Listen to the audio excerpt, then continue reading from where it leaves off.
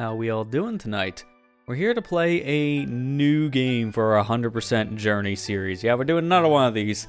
This year's kind of been the 100% year, I've noticed, while also mixing some challenges. We're going to be playing some Donkey Kong Country Returns, specifically with the Switch version, the HD port. Not much very different there, but there are more levels at the end of the game, so hey, that's going to be a different thing by the time we get there, but that's way down the road. So, fun fact about this series is that this is technically the second time we've done one of these for Donkey Kong, because years ago, and I mean years ago, because it's been a hot minute, we actually did this exact same idea with Donkey Kong Country Tropical Freeze. This was about a few months after the game came out on the original Switch. I did a very similar thing there, where the game had a hard mode once you beat the main campaign and 100% of the whole thing, so you played every single level in the game. And we went through it. I'm gonna mute my pass out before he talks. You can tell this is OG because that Switch menu is so old looking, not to mention this is when I was still using light mode themes because, I don't know, I didn't like the dark yet. But if I fast forward a bit just to kind of talk about what was really different here in the mode, because it's very similar to how it works in this game. The only real difference now is we're flipping the screen, honestly. You have 1 HP for the entire thing, so you only get hit once. And there were no checkpoints. You had to go through the entire level without any checkpoints whatsoever. If you die at all, you have to redo this. We did this over 7 years ago. It's been a hot minute, actually, at this point. Yeah, it's just past the 7-year mark recently. Originally streamed on August 9th, 2018, so this was a very hard series. By the end, we had a lot of deaths. I mean, a lot of deaths. I don't know how it's going to go for this game by comparison, but I'm excited to see how much better, or worse, Donkey Kong Country Returns is going to treat us for this entire thing. So, without any further ado, let's go ahead and get the game started, shall we?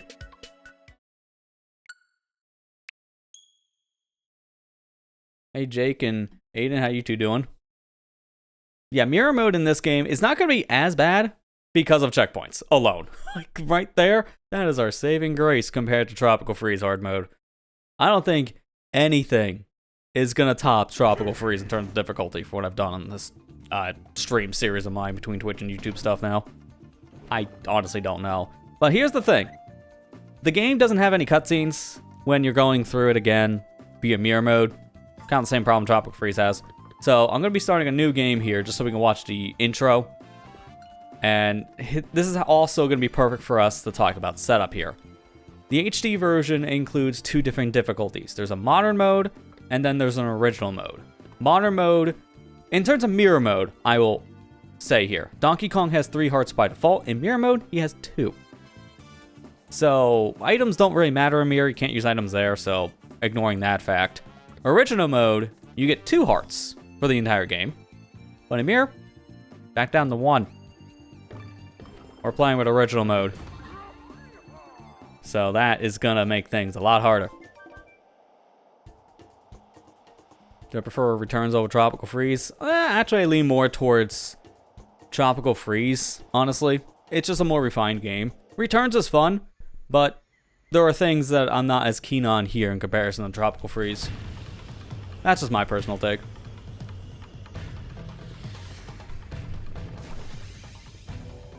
Also glad to hear, though, Jake, that you really like those Tropical Freeze VODs. I go back to them once in a while myself, too. A much simpler time back in 2018. Until I got to the rage stuff, and then it's like, yeah, now I'm at home. That's how I still am now.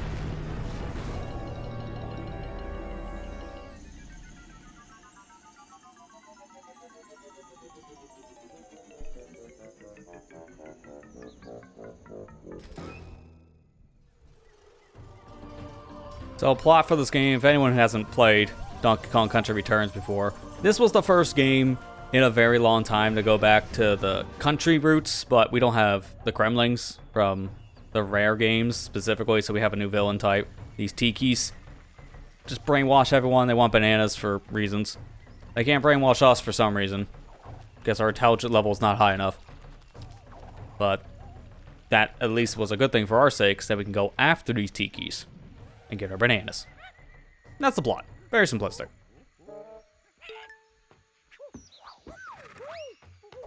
Modern makes Mirror a lot easier. Yeah, agreed. I've actually played, not that much, because I actually did play this game when it first came out this year. And we actually did a first impression stream on Twitch exclusively back in January when this first came out. So if you want to see my first impressions of the game, check it out. It's on the VOD channel. Highly recommend that watch if you just want to see some comparisons between like the Wii original and this one too. This version of the game is fine. I will say though, the big thing that I'm not as keen on with this version of the game is its loading times. Loading times in this game are abysmal compared to the Wii version. I'm playing it on Switch 2, which has fixed some of the loading, so we're not going to really have a lot of those same issues, thankfully now. Like, levels could take upwards of almost 30 seconds to load at times. It was pretty egregious on original Switch. I'm playing this on a physical release, though, so not as fast as it could be with digital, but it's close enough. But, no, I have tried some modern mode, mirror mode. I played through all of World 1, and it's much easier when you have a second heart. But I'm sorry, this is not how the game should look. What if, you know, it was just like, just take the whole screen and flip it like this. Not just that. Boom, take a hit. This is going to be our whole experience going forward. This. It's going to make things a lot harder, but we're also going for 100%. Everything we're getting. Which I should specify, because, okay, well, first things first, maybe I should flip the screen back, because you're not able to read these menus, thanks to flip mode. Each level has a set number of puzzle pieces, minus the boss fights. And I went out of my way to not collect any puzzle pieces in every single level. Minus one, unfortunately, there is one level I could not do that with. We'll explain that when we get to it. But it's way down the road, future in the game kind of style. It's very far away. I went on my way to skip all the puzzle pieces. So for this run through, I need to go and get all the Kong letters and the puzzle pieces. That way we truly 100% the game. Kind of like what you do in the original game modes. And honestly, I don't really think it's a good idea to get puzzle pieces in the hard difficulties for these games. It's just not worth it, but we like torture in this house. Let's be real. That's why you guys come and watch, right? You just want to see me do, like, the dumb challenges. So I have a file set up right here. This is 100% completed. This is on original mode. So we're going to have the 2 hearts coming in, which means it's going to be 1 heart for mirror. That'll make things a lot more challenging.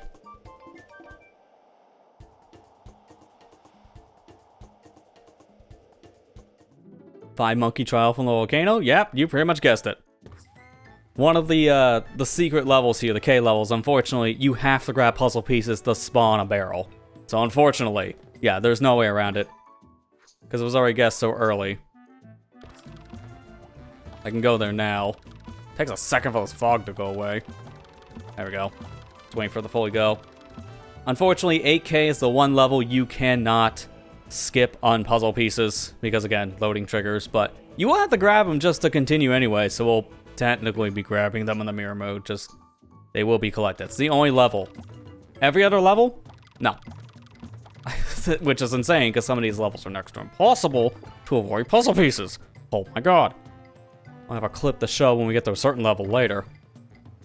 So let's just get this started. In mirror mode, we can't take Diddy Kong with us, can't use any inventory items, so it's just Donkey Kong. That's it.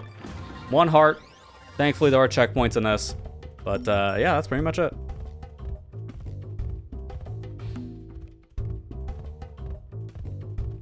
Another game like back of your hand. That's good to have that kind of knowledge, Aiden.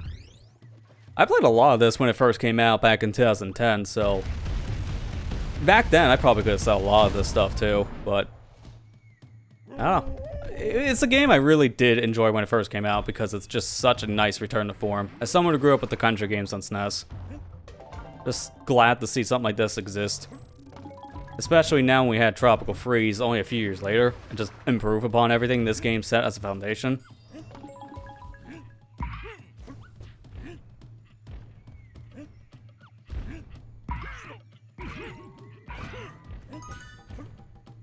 Alright, so in the beginning here, I'm going to get my bearings, because it has been a while. I played through all this game back in January, So I haven't played it since, and that's been now, like, what, 7 months?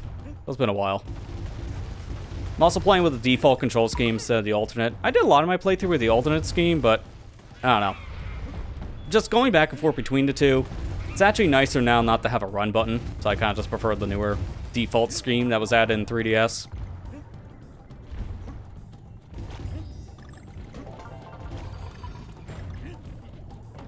I don't know why I'm grabbing the coins. They legit don't matter, but I'm grabbing them here and there just because they're a thing I can grab.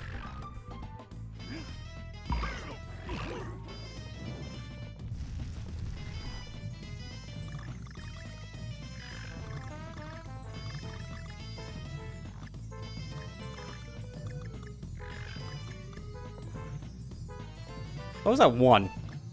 It's always that one banana you miss in this, and it just takes a hot minute to get them all, because it takes forever for them to come back out. There we go. Give me my piece. Oh, we're at the 5. You forget how fast you get puzzle pieces in the first level.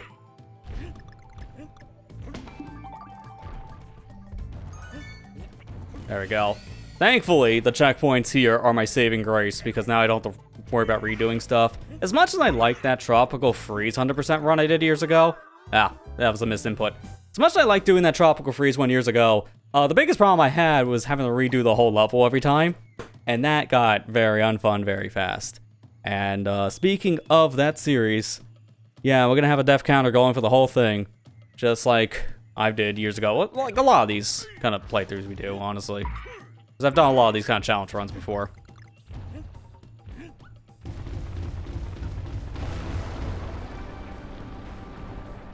If this takes as long as Tropical Freeze hard. Yeah, the checkpoints alone I don't think is gonna make this take as long as that series did back in the day. I remember having to do a world every stream, and that took, like, what? Look at the VODs now, up to 4 hours in some cases. It really depends. But this I don't think will be as bad on that front.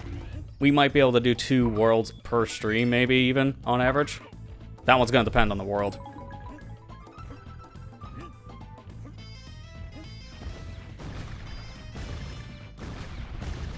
Then the DLC is very fun. I haven't gotten to that point yet. We can get to it. I've heard mixed things about it. I think it's just because of the price tag. Let's not kid ourselves here. Its pricing right now in Nintendo stuff, it's just been the most controversial. But in terms of like just exploring it, I've heard it was pretty good. Plus the Emerald Rush mode I've heard is just pretty addicting. I don't know when I'll get to it though, because I'm only at what is it, sub-layer 500. I'm doing the second fork in the road, so I'm not even halfway through the game yet. I'm just taking my time with Bonanza.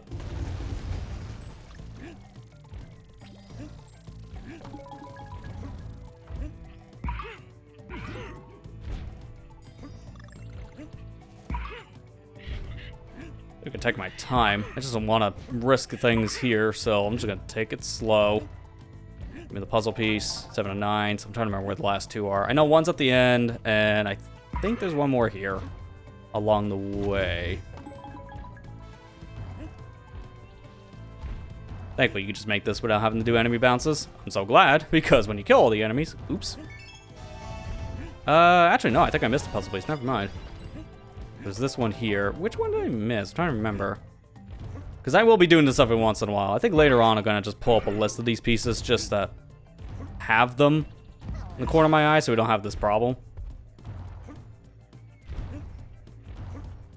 Because the problem I also have with this game over Tropical Freeze, at least for 100%'s sake, it's cryptic about what things you blow on to actually get a result or not. Oh yeah, that's it.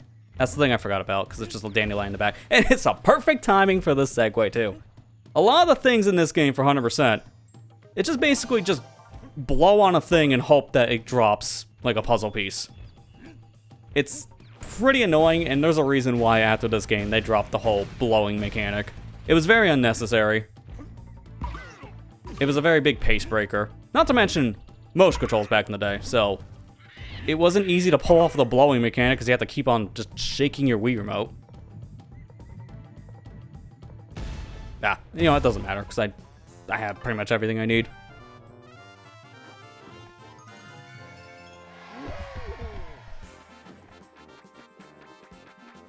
Yeah, take your time. Yeah, Bonanza to me, I'm hitting it the same way as I did Mario Odyssey when they came out in 2017. It's a great game to unwind with and just take your time. It's a perfect podcast game.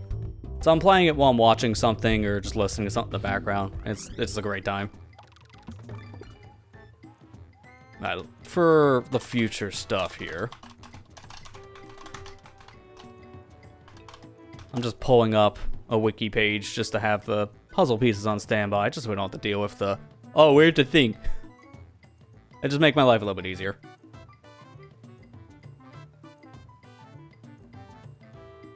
Then I have a level by level thing. Perfect. I'm only gonna use this when I need it, so for now, I'm just going in. Planning on getting Kirby Air Riders? So far, yeah. I still have to pre-order the game myself, but I've just been holding off because it's gonna be available for a while to pre-order. But no, I want to get the game myself, as I have a lot of interest in Kirby Air Riders. I was one of the very few people back in the day, it seemed, that actually played the game and really clicked with it. And then I hear it's a cult classic years later. It's like, oh, I'm glad other people had the same taste as me. Now, I didn't know one back in the day that played it, which was unfortunate, but nowadays, yeah, everyone likes Kirby Air Rider. So I'm looking forward to the sequel. It looks really good. I haven't been watching any of the coverage because I don't like watching stuff after a certain point of it being announced, and man, we got too much information about Kirby Air Riders right now, in my opinion. That guy really wants to show off his new game, I'm just saying. I'm surprised we're getting a second direct. Feels a little unnecessary. But it is what it is.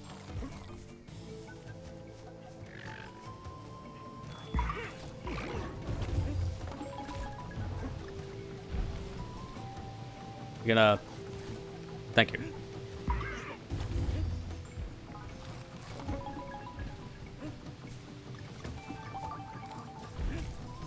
This is one of the reasons why I'm also using the original control, not the original, the new modern control scheme here, grabbing. It just feels so much better when you have no run button anymore, because the grab is the same thing as run.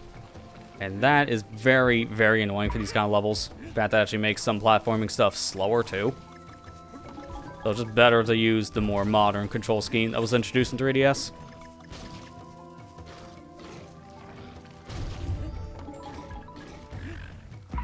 Yeah, we're lucky we get like trailers for certain games. Yeah, like the new Metroid then has only maybe a few minutes at most, and then we have over 45 minutes of one direct, and who knows how long this next one is for Kirby.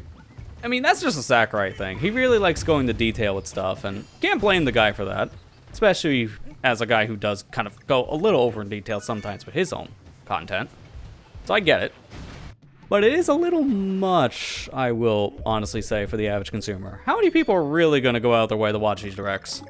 Outside of diehard fans, it's not as many people as they think. The mainline directs get a lot more views than the supplemental ones like these game-specific directs, from what we've always seen. But again, it's still cool for people who have the interest. I just don't want to watch it because it's going to really spoil a lot for me. I don't want to know about all the secrets.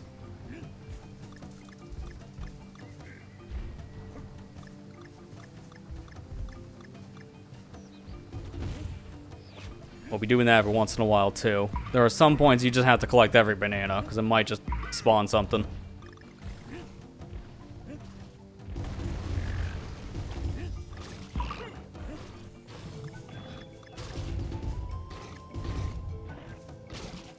Thankfully, you're on a timer. Okay, how did that not count? Yeah, you're really up close and personal.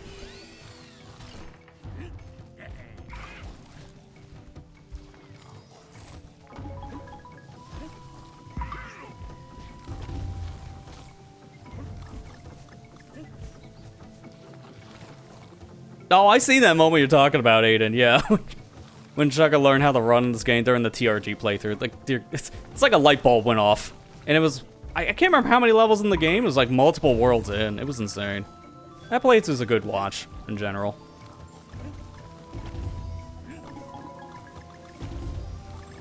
Like, the dude is very detailed with his videos, but he is sometimes pretty oblivious when it comes to certain things in games, like just not realizing, experiment with buttons, and then maybe you'll learn the simple mechanic. I've done it before too, so you can't really blame him.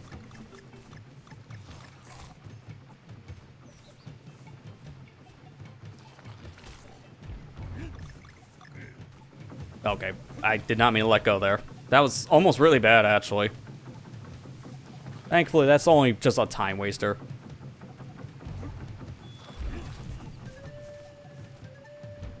I'm gonna take the slow, actually.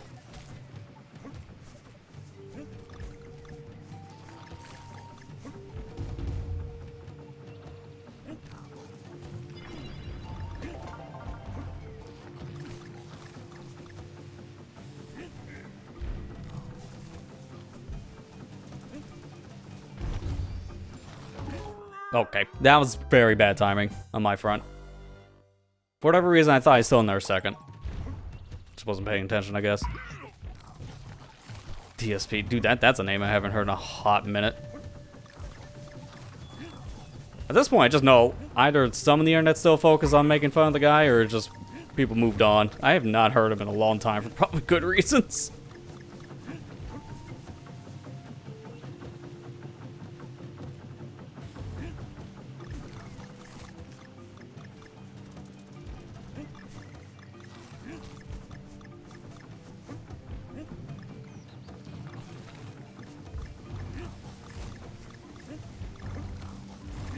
There we go. Much smoother. Also, good cycle, too, so I didn't have to worry about actually any of the plant things. I always thought that's like a hidden wall. That's nothing. That jump over there, you die. This is on the other hand. It's worthless, but hey, it's a secret. That teaches you for later levels. Okay. Yeah, I agree. I really like... That's gonna happen a lot. I really like this remix of Jungle Japes. Which is nice and somber.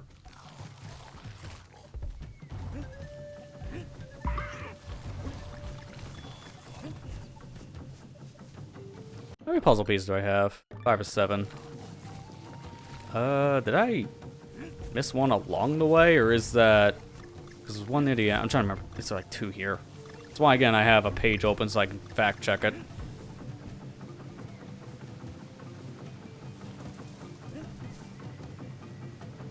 Well, I have plenty of time to open the page if I just want to have the reference.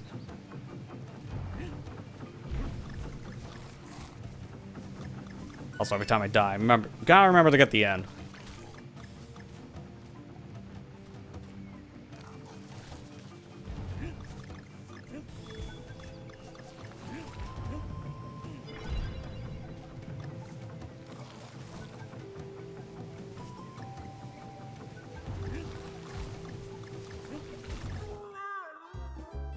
Applies the hitbox. It's surprising just how well, graphically speaking, though, this game holds up over the years, because this was a Wii game originally, and outside of just touching it up here and there with the HD touch of it, you know, just up-resing the models to work on an HD display, minus 480p. They didn't have to do very much of any extra stuff with this version of the game, to my knowledge. From what I understand, there's also some graphical issues. I know about the one in the volcano world. That's probably the most famous one right now. Like the little lava serpents, they just don't render correctly, so it just doesn't look right. And then there's a level later on, I can't remember what world, it might even be this one, 100%, where the sun rises and then instantly sets, which that's a visual bug. Unfortunately, this game is still on version 1.0, so these issues have not been addressed. I would hope maybe one day they would be, but who knows when. If at all. I know, like, the people who worked on this version of the game, they're not really known for, like, the best HD conversions of certain games. I think this is the same team that worked on the Panzer Dragoon remake, and, yeah, that didn't have the best reception at launch.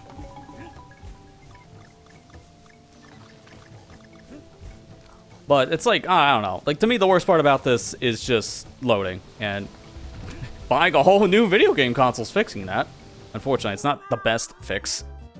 But if you have a Switch 2, I just recommend playing this on Switch 2 instead. And if you can deal with the loading, then it's not a big deal. Because graphically speaking, outside of like an error here or two, I don't really care. The gameplay's fine, that's good. Although, it's a little bugged in multiplayer though, so maybe don't do the K levels in multiplayer in this version. Has the same problems as 3DS. You can't bounce off of things because it's like 1 frame between an enemy dies and when you can bounce off of it again. Well, I think it was like, what, 20 frames in the Wii version? Making multiplayer actually playable in the Kong levels. Or the K levels, I should say. That's the really only major problem this version actually has, is multiplayer. But yeah, I do agree. It's just really good to have this game on the Switch in general. At this point, a lot of Wii games have made the jump to the Switch, which has been nice. There's this, Mario Galaxy, Skyward Sword. There was like Everyone Vacation, I think. It's like some third-party game. I got a Switch port from Wii.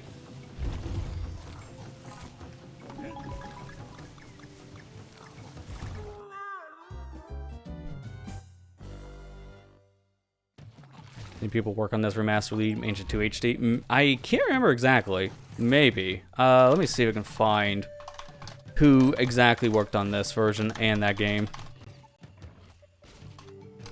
Because I'm not remembering off the top of my head. Let me see. Has been confirmed. Forever Entertainment. That's the name of the studio.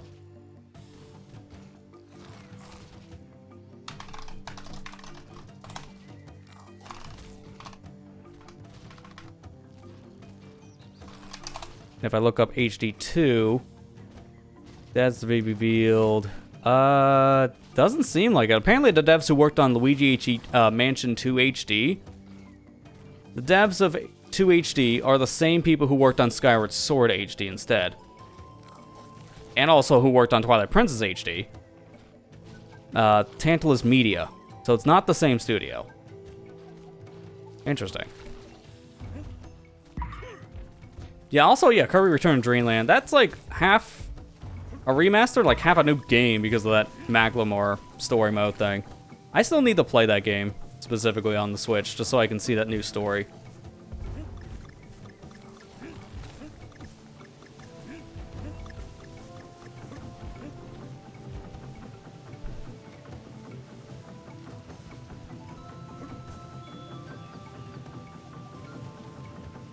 Biased Kirby fan. Nay, nothing wrong with that. Kirby great.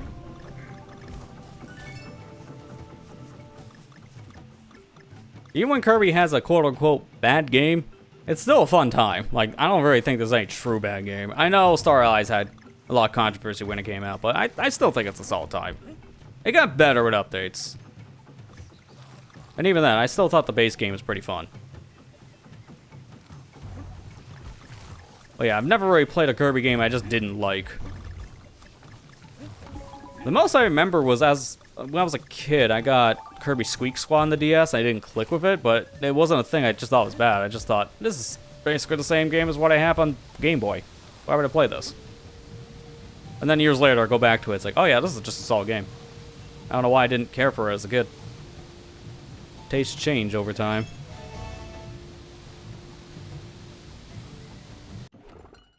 Okay, where are those last two? I think I'm gonna just finish the level so I don't have to worry about the Kong stuff.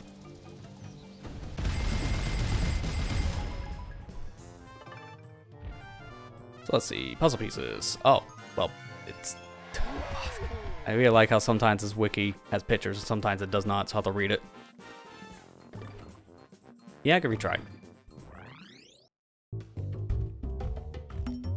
Actually, there's like a better place. Because I don't like using fandom, honestly. I want to find anything better than fandom. Because their stuff sometimes is very hit or miss.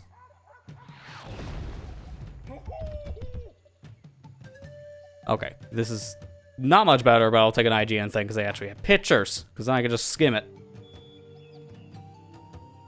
Just to see what I missed. Oh yeah, I don't think I got that one.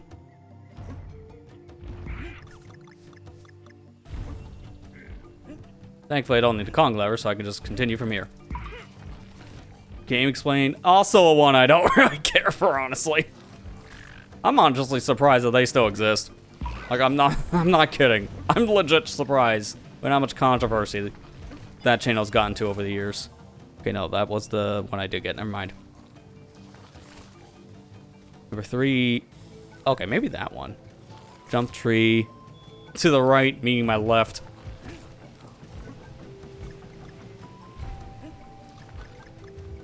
Yeah, this is the one. I don't think I did this. Yeah. And I definitely didn't do this. That was a secret area. No, that's the one after the O. So I did do that. After tutorial pick. Okay, so that one I don't think I got. That's in the end of the stage. I think I figured it out.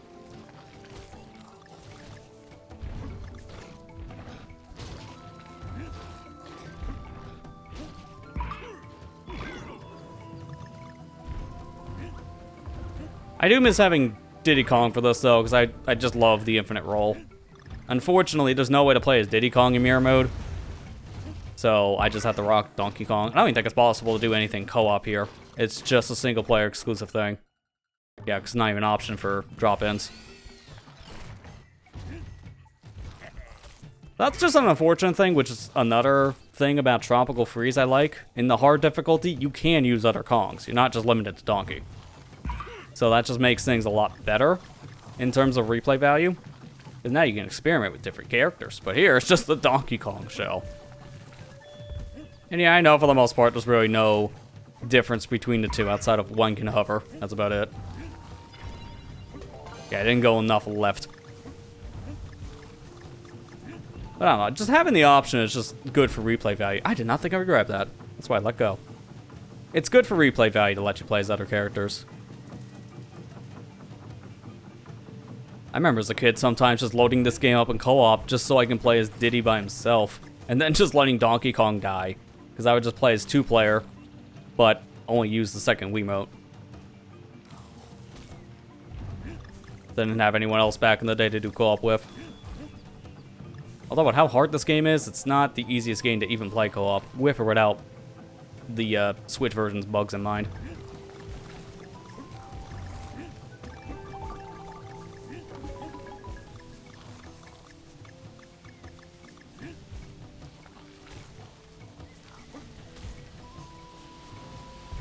At this point, I could just go beat the stage, so let's just go ahead and do that. That's why it's just best to run through this. Whatever I miss, come back and get it later. I specifically want to get all the Kong letters on first go, because thankfully the puzzle pieces save after every attempt, but not the Kong letters. You need to get them in one go. So that's why we always want to prioritize the letters first.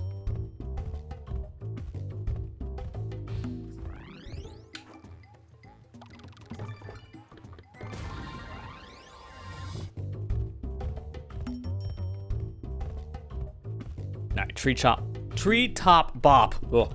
Some of these are tongue twisters.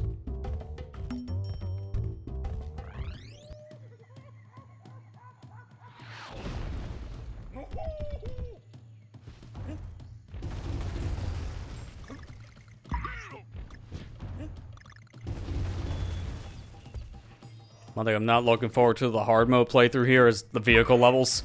Those are going to be a pain to deal with just the one hit. And they're all reaction based, so you make one little mistake and GG's.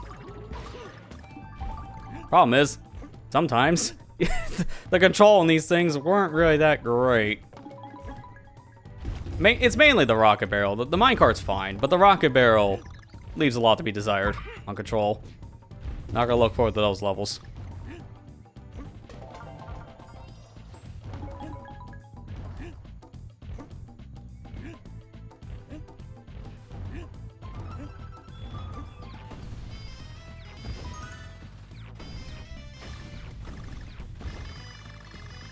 Oh, this level has a sunset bug. Yeah, there it goes. Sun comes up, then instantly hides. That's not how it looked back in the Wii game. I don't even know if it looked like that in the 3DS game. This was, for whatever weird reason, I think it's because of the exclusive levels, probably. But they used the 3DS version as a base for this HD version. And that's where some of the issues come into play for this release compared to the Wii original. Again, it's mainly graphically speaking, so that's why if you can look past the graphic stuff, it's still a fine version of the game. I believe they used the 3DS version as a base due to not only it being the newest release, so it had new content, but also it doesn't need motion control, so it was easier to port around. Okay, this one's gonna be kind of a pain. I usually take a hit here, so that's not ideal. I think I can avoid the guy. I think I can avoid the guy if I jump when he's jumping.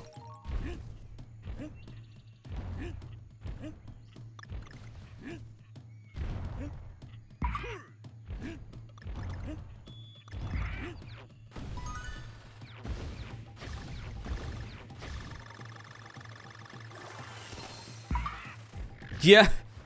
Yeah, that TRG playthrough, mentioning that again, yeah. It's a really good example of how this is not co-op friendly, and that's the version that's the best in co-op.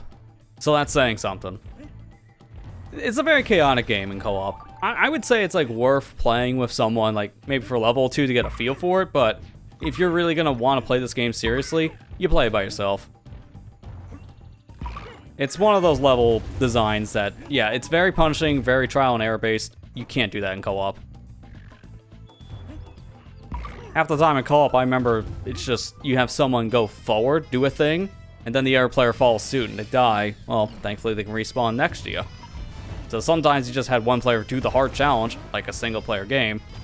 They'll just play it in single player. Make it easier.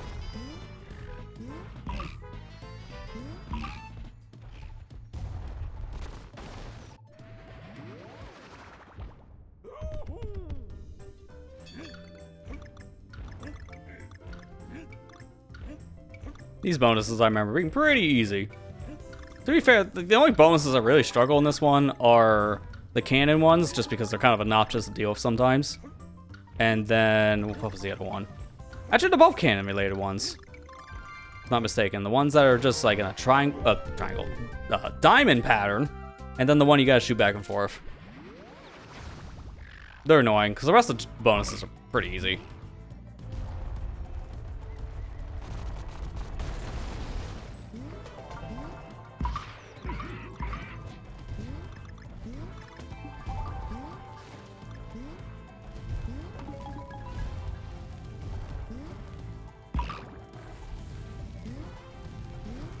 Careful, I don't want this thing to fall, and I need Ramby. I don't want to ditch him. Oh, that's not ideal.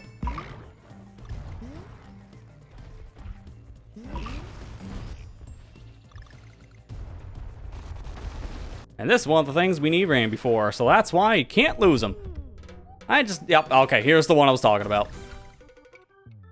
This is just annoying to deal with. It's not super hard, but man, you always shoot yourself in the wrong direction if you're not paying attention here, which is something that happens way too frequent. The worst bonus, though, is when you're shooting back and forth. Like, that one just sucks.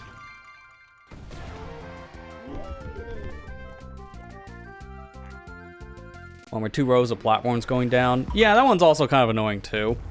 If you take your time, it isn't as bad, but I still remember that one not being great. Okay, there we go. Did I get all the Kong? Yeah, I missed the G, which is like right here at the end anyways. Because this puts you slightly past it. You gotta remember to turn around for the G.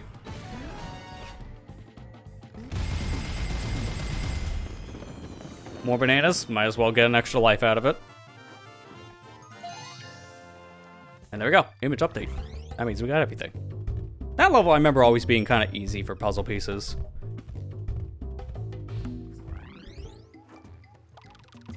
Okay, so it's down. Alright, let's do 1-4 next. I like going in order. Technically, you have to do 1-5 first if you don't get the key, but if you get the key, play this next. But everything's unlocked, so we play it in order. And I wish they did these levels more. Like this. This is a vibe. I love the silhouette levels like this. They're great.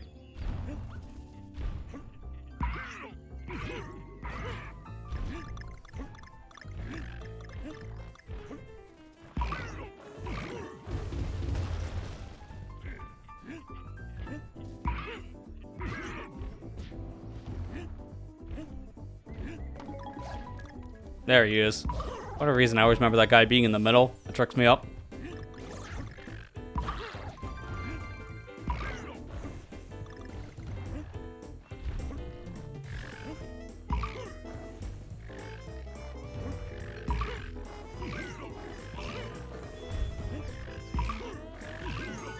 Thank you. I was gonna say, any hoppers? Makes that trivial.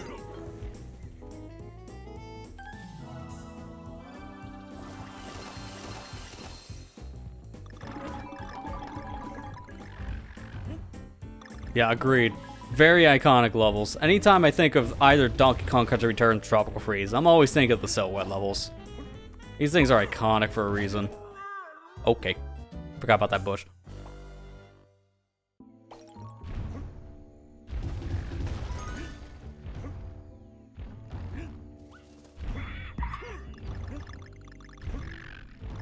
Actually, remembering, does this... No, okay. There are gonna be a lot of those where I'm like, is this a batch of bananas that I gotta collect to get a puzzle piece? Because they do that a lot in this game too. Especially the vehicle levels. Like, they're very well known of, oh, if you didn't get like all the bananas in a row, well, no puzzle piece for you.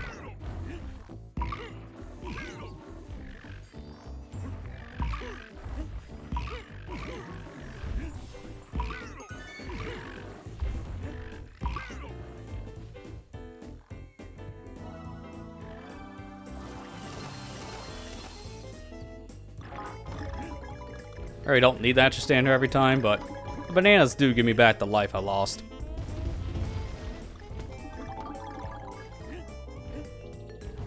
A lot of secrets in this too that just lead to nothing.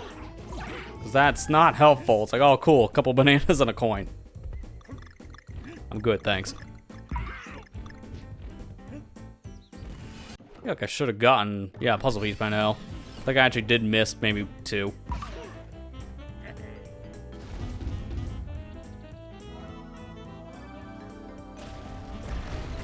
Yeah, the Silhouette stage, yeah, it's not the same as this, but I still like the Silhouette stage, though, in Mario Wonder. I mean, that game just in general just has a lot of charm to it. I'm curious of what they're doing with the Switch 2 edition they announced this recent Direct, because it's multiplayer focused, and honestly, that game is not really something I'm craving more multiplayer content with. Like, the standard thing of just playing the level with a friend, whether it be local or online based, that's enough for me. The PvP and PvE, I'm like, what? Who asked for that? Like, I don't know where the interest is there, personally speaking. I haven't heard about it. But that's why I'm curious to see what they're going to do with it. I hope it's not a $20 upgrade, but something tells me it probably will, because this age of Nintendo right now is pretty bad when it comes to pricing. It's the one thing I'm going to fear. It's going to be a multiplayer mode that's not going to really have an attach rate. And it's going to cost a lot. So it might be dead on arrival. And if that happens, that's not going to be a good look. I know Dragon Strive had that problem. It came out, and then like within like a week, people immediately stopped talking about it. That's a really bad sign. Especially for a new IP.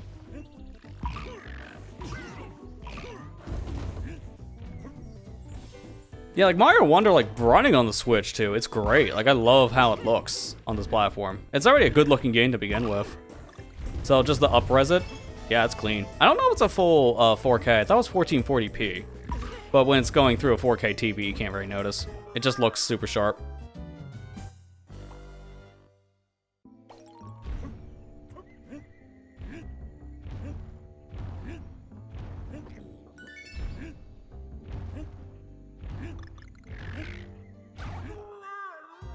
Thought I was gonna get the enemy bounce there. If you rush too much on these stages, yeah, I'm gonna see that death count go up.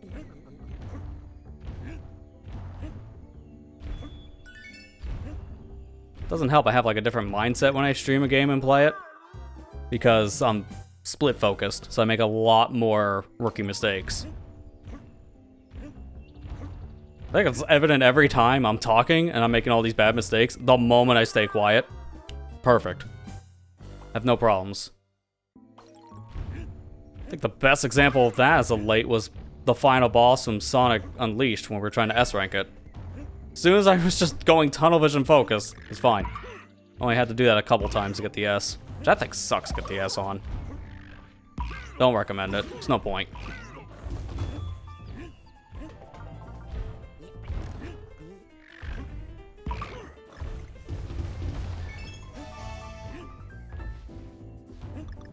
Yeah, we don't know what's actually going to be changed with the Switch 2 edition of Wonder yet. They just talked about like a new multiplayer mode set with the PvP, PvE, but they never said anything if it's going to get yet another resolution boost.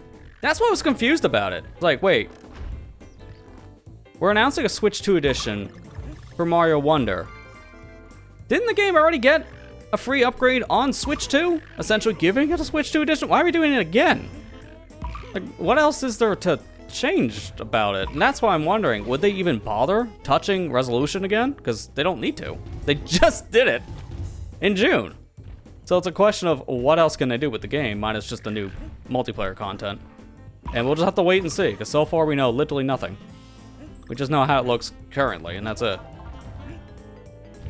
Oh my god, which one did I miss? That's gonna drive me crazy. Because that's the final piece. And I know it had to be in the beginning. It was one of those. This one's just looking really quick to see. Run left at the start to find a hidden cave. I thought I went there and I did not get the right loading zone. I'll just do it again then.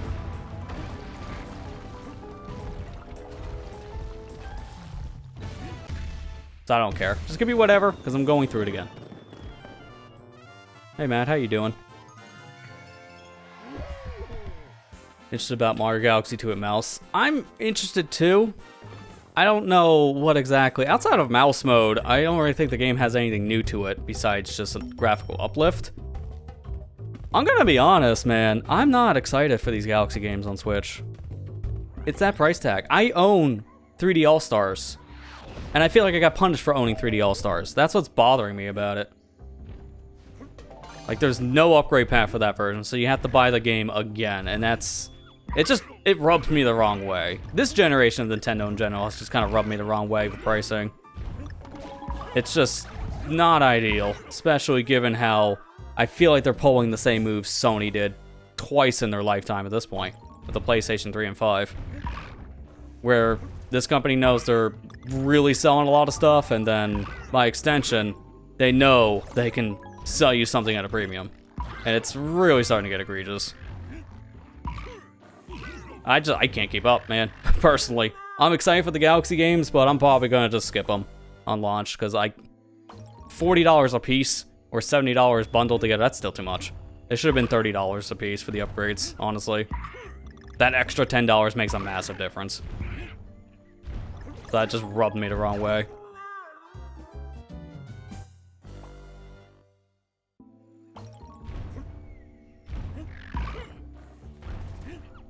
Yeah, like the 3D All-Stars version, it just pretty much got ignored.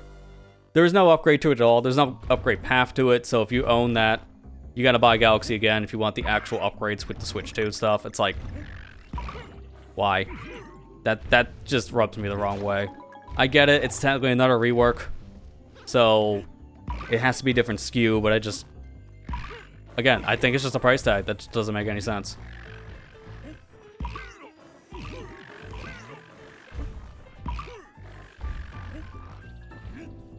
This has come from someone who's been getting a lot of the stuff from Nintendo as of late, so that's telling you a lot. But it's because I'm worried about the prices going up because this world sucks.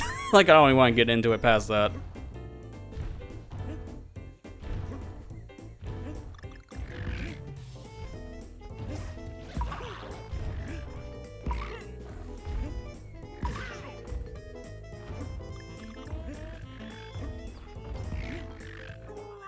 Okay, frog.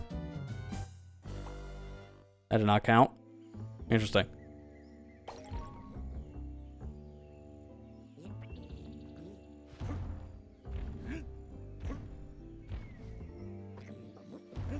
%% Galaxy on the Switch again. Yeah, I mean, to be fair, at some point I'm probably gonna end up picking them up and doing the same thing, especially for someone who makes video content with this stuff. That will be the version to get, but it is also a thing of like, I usually 100% those games every like year or two, so it's not really like that's gonna matter. Like I said, again, to me, I'm just rubbed the wrong way with the pricing. I'm excited for it, but as soon as I saw the price tag, my excitement just went down. And why is the game getting Amiibo support? It's a Wii game. Like, I'm sorry, but what can we do with Amiibo?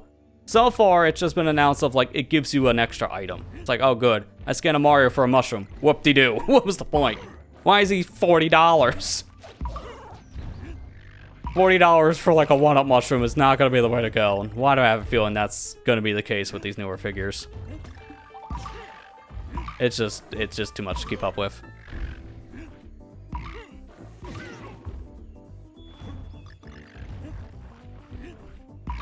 Other than that kind of ranting, to answer your question there, Matt, I'm doing it right.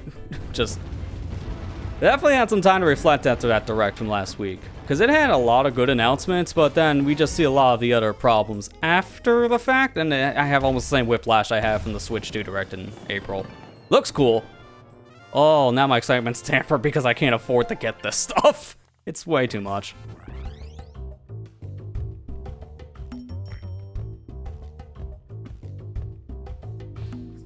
Yeah, no, the Galaxy games on the Switch 2, as just mentioned, they are graphical uplifts. So they are going through, changing around how some of the game assets look, like with text and such, so it's not just the same game again with an upscale filter. No, it's a little bit more than that. So that's why I don't mind it being another purchase, but why, again, with $40 a piece, that's, no. No, man, not when they were selling these games 10 years ago for $20 a piece on the Wii U. It just doesn't add up. $30 is the best middle ground, but not 40.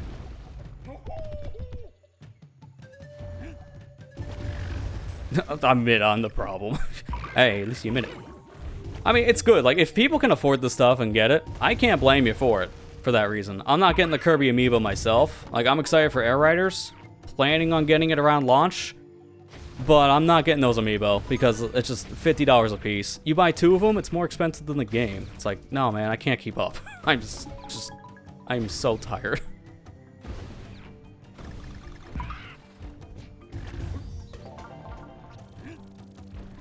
Like, they're good-looking figures, and I know the Galaxy ones specifically, to go back to that, they are bigger than average Amiibo, so that's why they're justifying it being $10 more than normal, but it's like, I don't know, the use case to me still is the big key takeaway.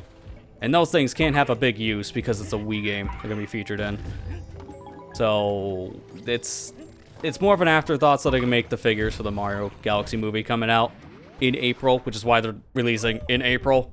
It's literally a marketing scheme for the movie. That's it.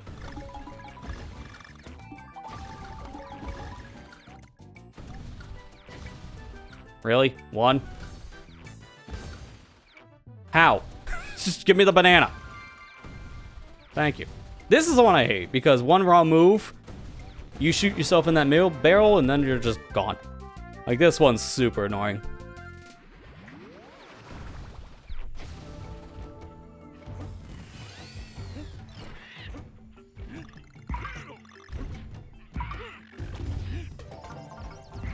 Yeah, definitely want to make sure I went back for that piece, because that would have been bad.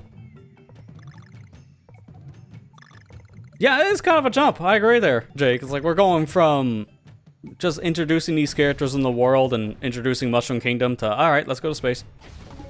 That's a big jump for the second movie. I mean, to be fair, Galaxy specifically as like a theming point, I get for a movie's sake, because they have a lot to play with for a Galaxy themed movie. They can have any kind of locales they want there and it'd be perfect. So, the creativity for that kind of a movie, I can see why they went that route. It's very ambitious. I can see it. Oh, come on, I timed that really bad. I'm gonna on purpose here shoot up. I wanna die. Because I need that G, so it's better to take the death. But yeah, in a lot of ways, I feel like maybe if they went, say like, they went to the 3D game spacing. If they did Mario 64 style, where there's like one centralized location, and then they use that location for like warps around with paintings, aka Mario 64 style, they probably could have still got their multiple world locale thing like they want with this Galaxy, because it does feel like, yeah, maybe 3rd or even 4th movie territory, because that's a lot for just the second movie. But you know, here's hoping it's good, because the first Mario movie was pretty good. It was very well received.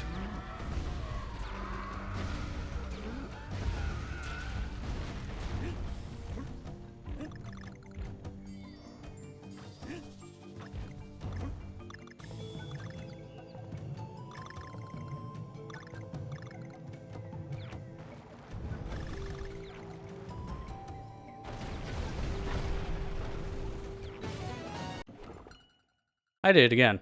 Which one? Actually, I can probably just take the L now and look at it here. It's always one, man. I swear, I always miss one piece. And then we're right back to where we were. It's near the ending. It has to be. Unless, was it a... Wait, did I blow? Or was that ground pound first plant at the Barrel Blast? Okay, so I thought I did that.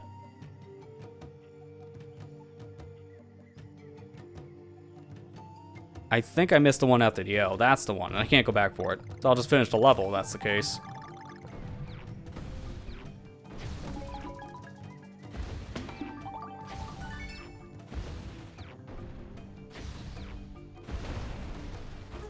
That always happens too, at least one time every run of 1.5. Every time, I swear, I always do that.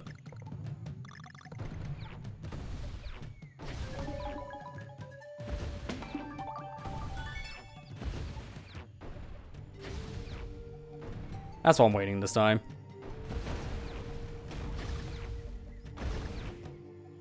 Yeah, I can agree, Jake. I am curious about the DK movie too, because we haven't heard anything about that yet. We just know it's a thing.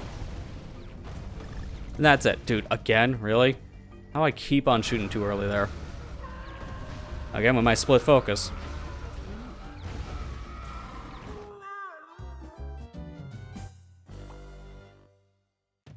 There's just a lot of movies in the works right now with Nintendo, which is kind of insane. Like, at this point, they got 3 different movies in the works, between the new Mario movie, the Zelda movie, which we should be seeing that before Donkey Kong, and then that's number 3. It's kind of insane.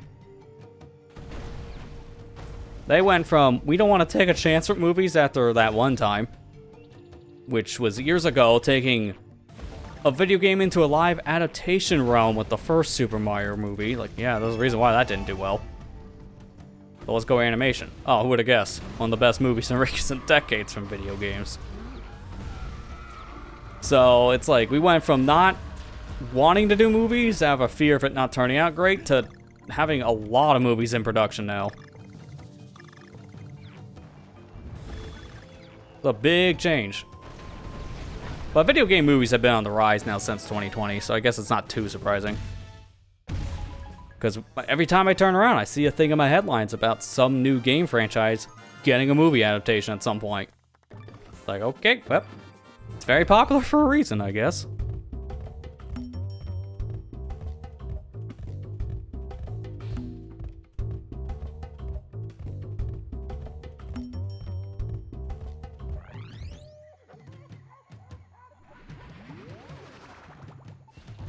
Okay, now I just have to get the one puzzle piece. I could just speed through this.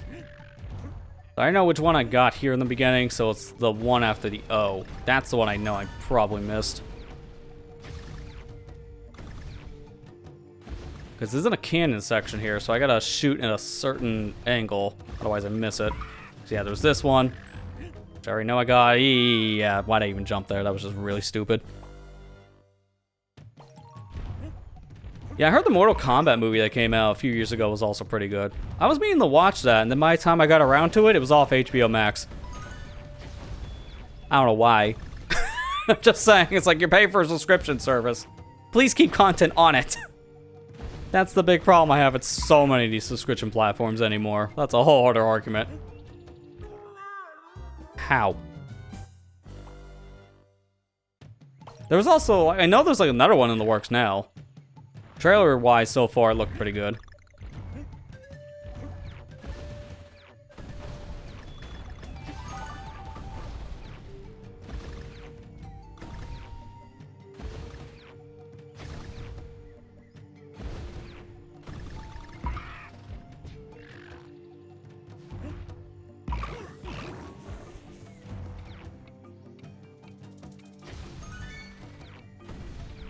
It's right here. Yeah, for whatever reason, like, what makes you think to shoot down there? The answer is nothing. So, you just gamble with your life there. It's the fact the barrel points down, that's your hint that there's something down there, but that's like the most obscure hint. That's why you easily miss that specific puzzle piece. I remember that always being like the last one I get on a first playthrough or anything. Alright, now we can just beat this. I'm gonna get all the Kong letters again at this rate too, which is gonna be funny.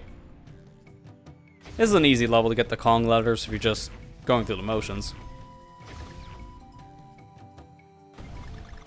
It's not like a Kong letter's out of the way, so you're gonna see them all. It's just a matter of actually grabbing them. Perfect.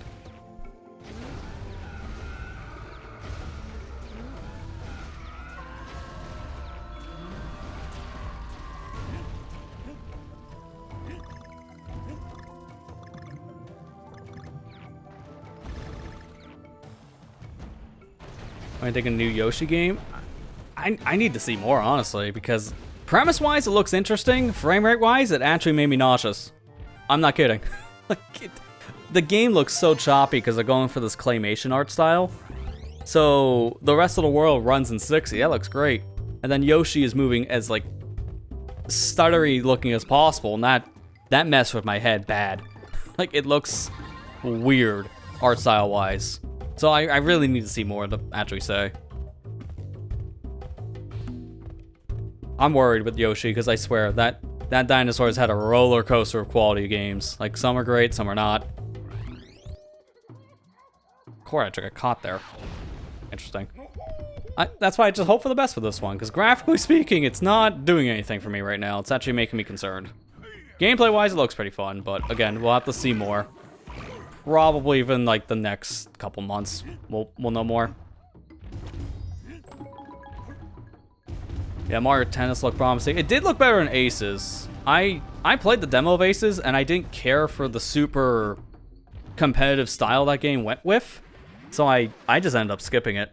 Because I enjoyed the gameplay loop, but then it was the competitive style. It's like, yeah, that's gonna be hard to keep up with. And then from what I hear, yes, it was. A lot of people had a hard time playing it online, because everybody was try-harding the game, like, immediately.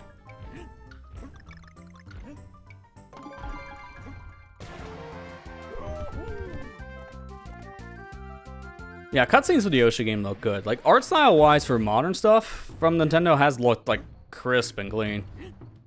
And that Yoshi game is no exception.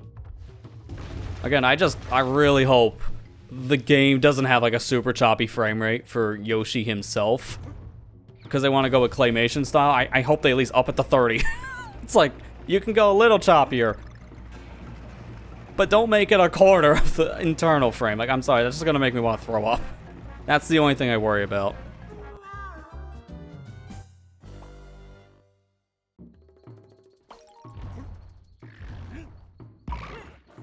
I know I'm not the only one who's complained about that too. That seemed to be the common complaint with that Yoshi trailer.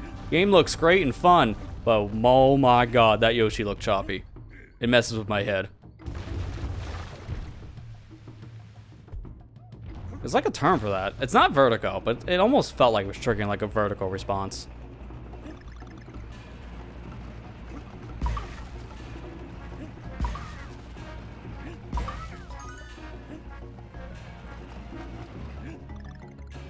So weird to play this level backwards.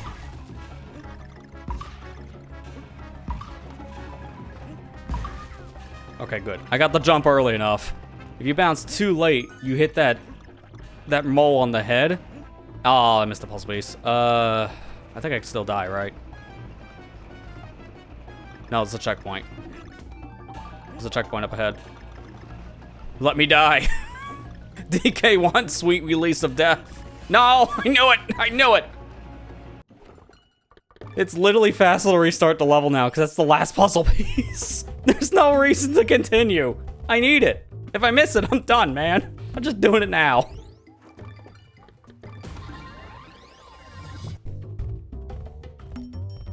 Really, Fire Emblem for last game was a disappointment. I'm surprised because most people I talked to about it really enjoyed that Fire Emblem reveal. It seemed to be pretty well received. But it's each their own. If you're not a fan of the franchise, like myself, I don't care for Fire Emblem. It was like, it's alright. Happy for them, for the fans of the franchise, but not my cup of tea.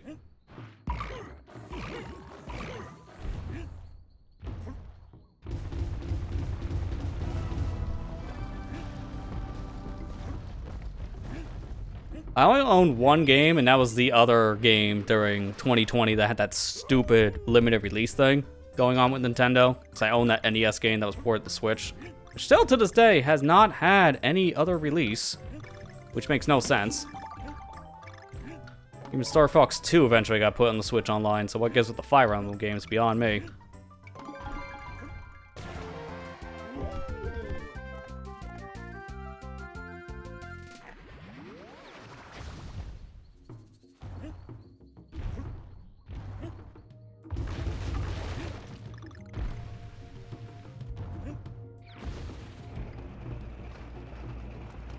Alright, if I miss that puzzle piece again, I don't want to jump. If I drive off the edge, I'll have my chance again to get it. I just have to remember that.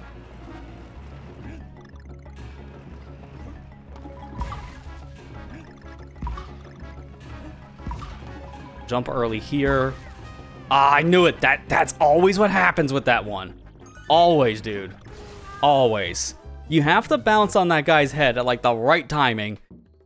If you're like even a fraction of a second too off on that timing, yeah, you just somehow go too high. It's so annoying to get this puzzle piece. What I like actually doing is taking a hit here. But I can't do that. The fact that I got that first try, now I can't do it again, that's a concern.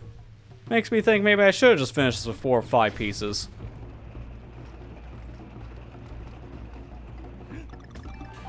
Oh, the Virtual Boy announcement. Can we talk about that one? Of just how backwards of a mindset that was for Nintendo to announce?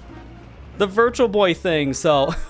For those who are unaware, Nintendo Direct happened last week on Friday. They announced a brand new game coming... brand new game console series coming to the Switch Online family of retro games. Exclusive to Expansion Pass, so you're already having to pay more money to get into that tier. And then it's Virtual Boy, which has the smallest library from Nintendo, literally their worst selling system of all time. I feel like, what was it, almost half the library is already going to be available on the Switch in general when the service launches. That tells you a lot right there. But to play it, you need to buy an accessory, which is $100. You need to buy this Virtual Boy replica thing from Nintendo themselves. It's not even a thing you can walk in a store and buy. It has to be through the My Nintendo store, which is even more annoying. And it's $100. You can't play this on TV mode. You can't play it without this accessory. There is a cardboard version. It's $25. So you're already paying for a subscription fee to play the service, and yet at the same time, you can't play it until you buy a physical piece of hardware. It makes no sense. What was that? Like, hello? Were Nintendo just thinking at one point, you know what, we can pull a funny? Let's do a funny. Virtual Boy comes back with like this $100 accessory that no one's gonna want. Genius. It's like, who thought that was a good idea? I'm sorry. That's like the worst announcement from the entire Direct last week.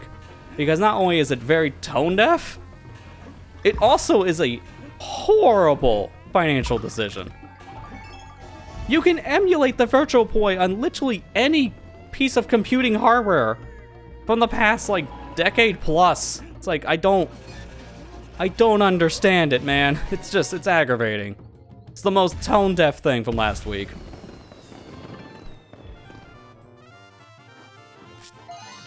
Needless to say, don't bother. Most of the Virtual Boy library is not worth a $100 accessory. It's not. The only game I really hear people clamoring for to play on that Virtual Boy was the Warrior Land game. That's it. I don't think it's worth the entry price to pay that for Warrior Land. It's really not. I just don't understand, why can't you play this stuff on the TV? You still need some kind of stereogothic 3D feature, but it's like, people got emulators to work with the Virtual Boy, where it's played on a 2D screen like a television, no problem. So why couldn't Nintendo do the same? It's just so confusing. And again, the most tone-deaf announcement for that whole Direct.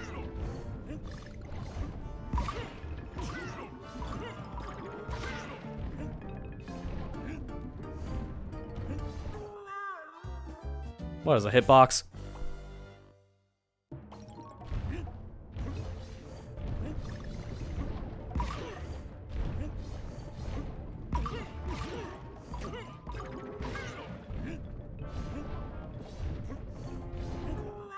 Okay, that one at least made more sense than the previous hitbox. I shouldn't have to worry about finding the puzzle pieces here, because I remember the puzzle pieces in most K levels were pretty straightforward to find. It's just the difficulty of getting to them. That's the actual problem. Which is kind of funny, outside of having the one less heart to work with here. There's nothing different about the K levels. Not in this mode. Because there's no checkpoints here normally. So there's already a difficulty factor of just doing this in one go. And a lot of the times you don't want to take a hit here, because it ruins the flow.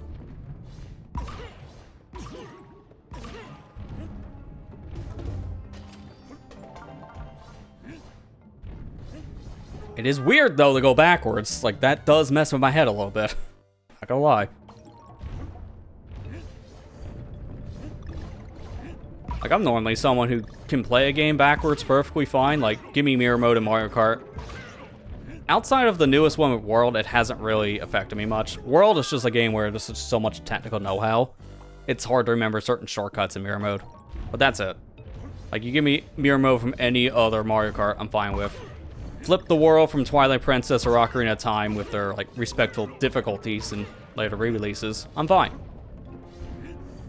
But this is kind of messed with my head, and I'm shocked because of everything else I just mentioned I'm fine with.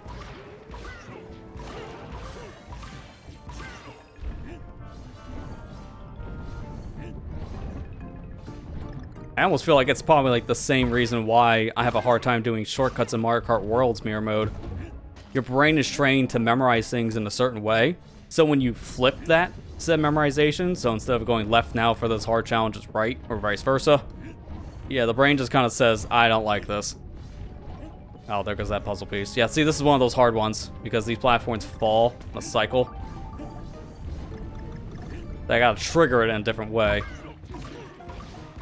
So I'm going forward so I can get one of the harder pieces now, like this one. Because I usually die getting that puzzle piece, so getting it out of the way early is good. Now I don't have to worry about getting it. And that's what I get for looking away for a split second to read chat. Yeah, I'm in the same boat, Jake. I need to finish the P-switch thing. I've been, like, chipping away at that here and there. Like, it's mainly a thing I've been doing if I'm playing my Switch 2 in portable mode. So, I've just been taking that super slow, but I have, like, over 100 P-switches completed at this stage. I just wish there was a better tracker for it.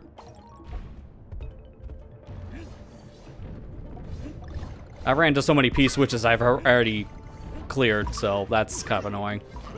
I'm using an external tracker just to keep, well, a better track of what I've done and haven't done in World.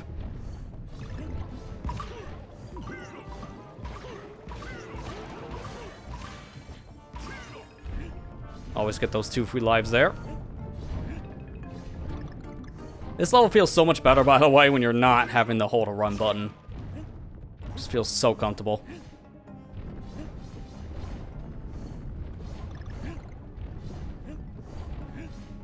Okay, just stay here. Then it falls.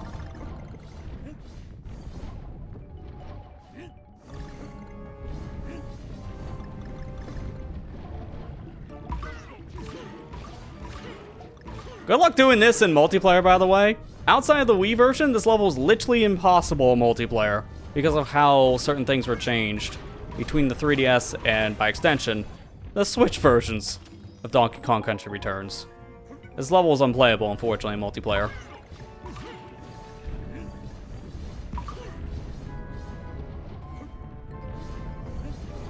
And I don't mean that like in a figurative way. No, I mean literally, it's impossible to clear this in multiplayer because of a bug with jumping off enemy timings.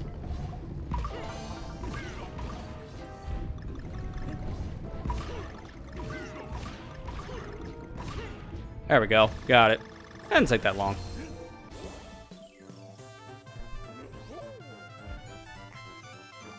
All we got left now is the boss fight. Which, for the most part, the bosses aren't terribly difficult in this game, but I don't know how it's going to go in the mirror mode playthrough here with the 1 HP. Bosses I remember with the Tropical Freeze hard run were my Achilles heel. I had the worst time against all bosses. I have a feeling that might be the same here. Don't even get me started about that final boss. Oh no.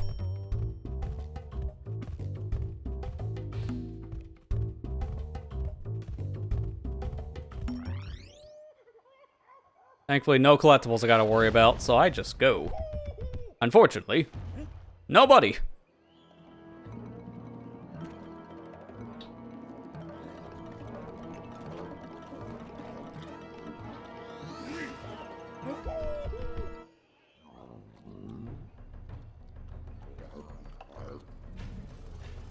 Oh, hey, Donkey Kong.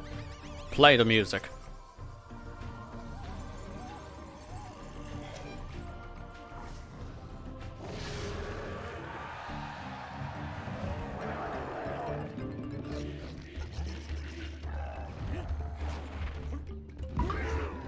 Careful, I don't want to take a hit immediately there. Can't really get double hits in this because of the iframes. Oh wait, you can do that again. Nice hitbox. I didn't get hit with the mouth, not in the tongue. No, it was like the gap of air in the tongue. Because hitboxes in this game, man, I swear, are so jank. It's like, no matter if it's this game or Tropical Freeze, hitbox for bosses are just much bigger than they look.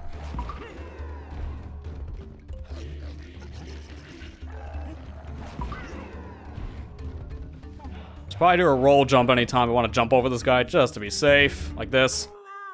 And again, what's with a hitbox? Hello? That counted as a spike. I landed past the spike head.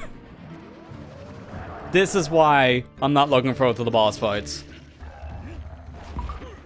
This is where the true difficulty for this 100% playthrough comes in. It's this stupid thing. I'm gonna get a workout on my Stream Deck hand here, constantly going over the def button.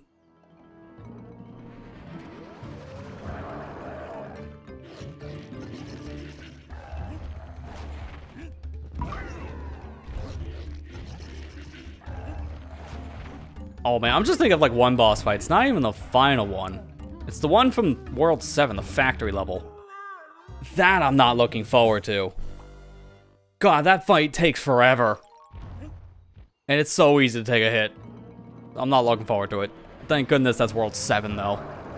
So I got some time to mentally prepare.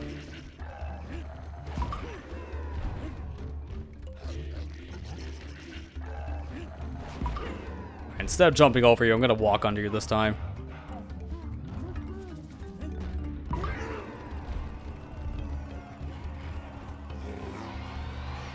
Oh, here we go. We entered phase 2.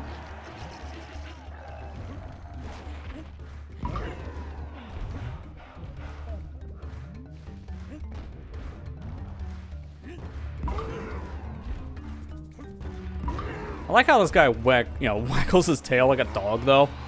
Kind of funny.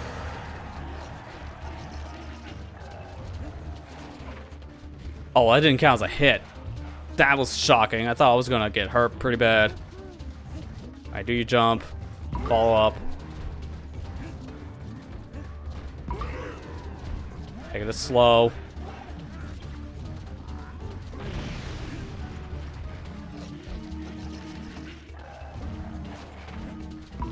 There we go. Slow and steady. It's only World 1, boss. Not too complicated yet. For whatever reason, this guy does come back later as another boss. I don't know why. They just used the guy twice. But he's worse then. We'll have to be careful on that. I think it's World 5 or 6. I think it's 5. So he's a whiles away again. Give him the punching. Get that tiki head out of here.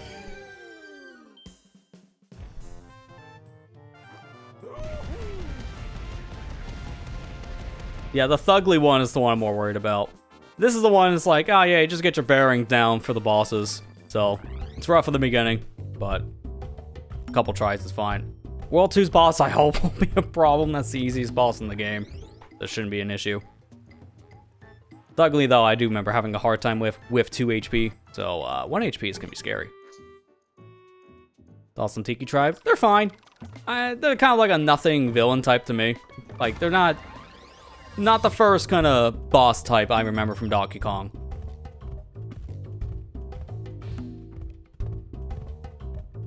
Do you get anything for getting a high combo on the boss? No. It's just bragging rights, that's it. You're just doing it just the C number go up. You don't get anything for the combo at all. Which is kind of weird they let you do that. for both this game and its sequel, Tropical.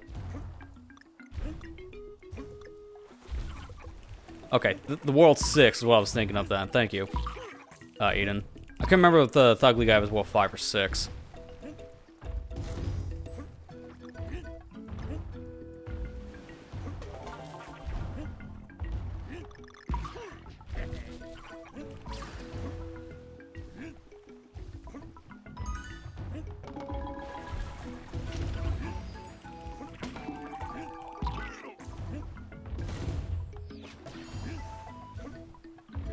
Yeah, there's really, like, if you don't feel like mashing for the bosses, there's no point at the end. You're just doing that for that visual flair. In speedruns, they don't bother.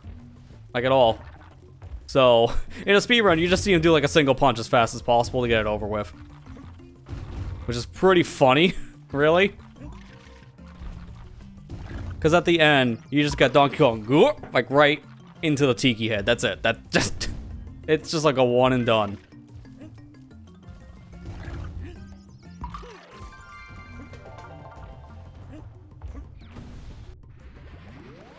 Beach track in the game sucks. It's not one of the most memorable ones, music speaking. I don't think it's terrible, but it's also, yeah, I don't remember this track outside of when I play the game.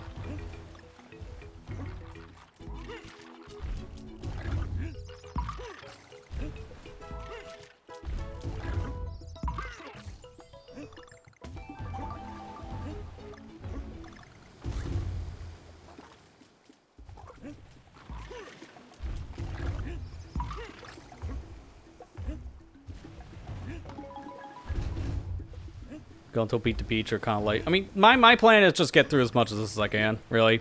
The stopping point is after the beach world. I just go for mainly however long I feel like it when it comes to streaming. I have a set goal in mind, so I usually try to get the goal done, but, you know, sometimes you might go a little too long. I try to keep that in mind for viewer sake as well. Or if I really just don't want to stream it next week and we're on the final part, I'll just push through. That one's kind of rare, though.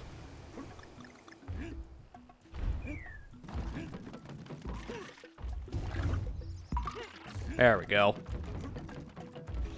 I was afraid that crab was going to hit me as soon as he landed. I'm not going to lie.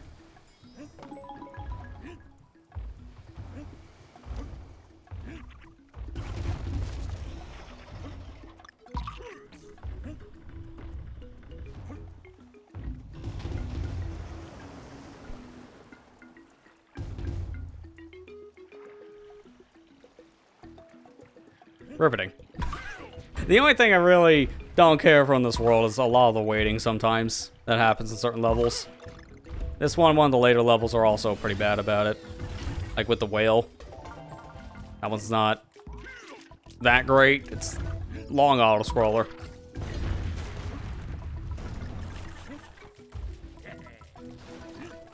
Okay, I'm surprised I missed, but whatever. Just go around me.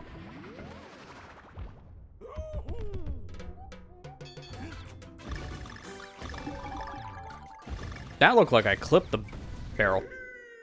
Well, I couldn't even finish that thought. That's what I thought was going to happen on the first launch. I like doing like 2 launches back and forth. If you're fast enough, you can do it. But as you can tell, very risky strategy. So, miss first reward if you go fast.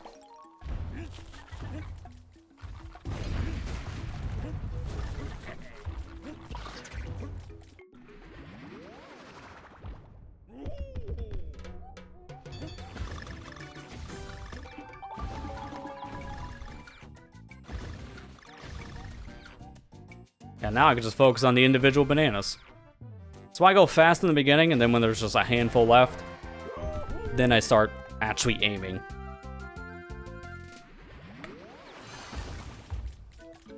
Blowhole Bound. Yeah, that's the level, the name of the level I'm thinking of. It's very slow. Like, yeah, it does have good music, but I don't really think that makes up for how long it takes to beat the level. That's one I don't want to have to redo, if I can avoid it. What am I at now? 5 of 5, so I just need the G.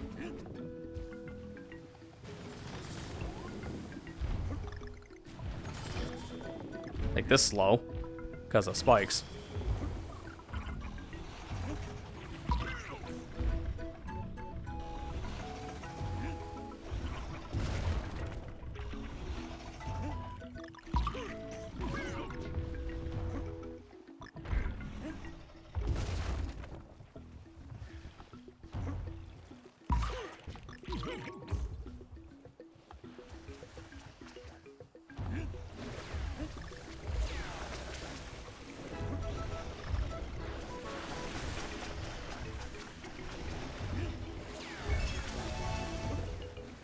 There we go. Okay, so now we're just in the home stretch.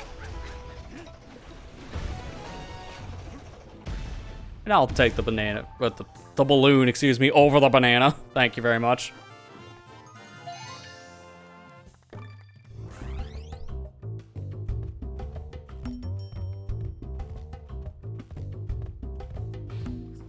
Man, this is so much faster on the Switch, too. Jeez, dude.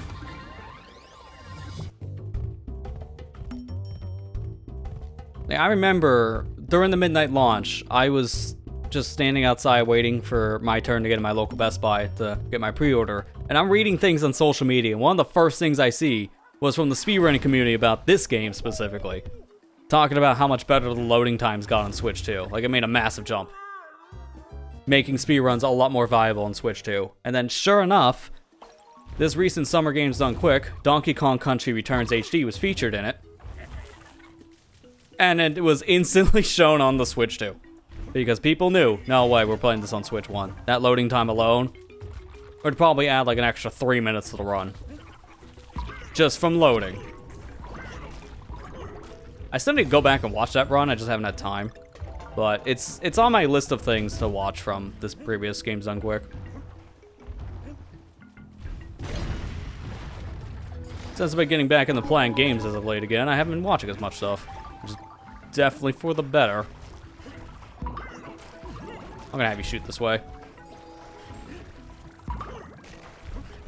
No, but I forgot that goes away after a while. Stab me. It's really dumb. If you don't react fast enough, there goes your puzzle piece, forehead.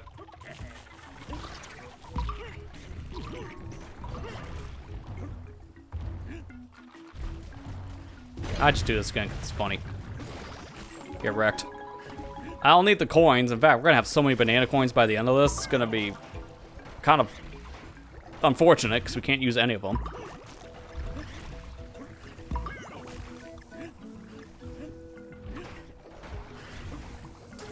No. Yeah, I forgot. That's the electric ones. You can't bounce off these guys. I wanted to hit the platform thing in the middle. Can't do that when I'm dead.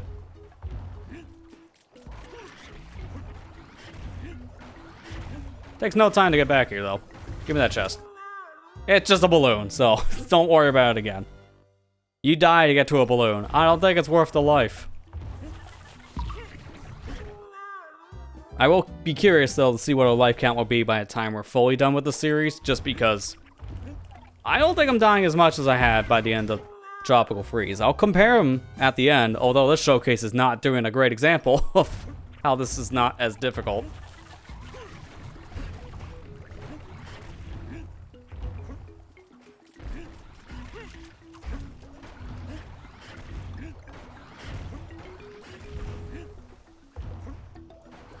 I don't remember what topped my overall death count for series. I think the Ocarina one-hit KO thing we did earlier this year, I think actually topped the overall number of deaths I had for one of these super hard playthroughs. Because that crown for years went to Donkey Kong. But who would have guessed? One-hit KO kills you a lot. Do that with a longer game, and it gets worse.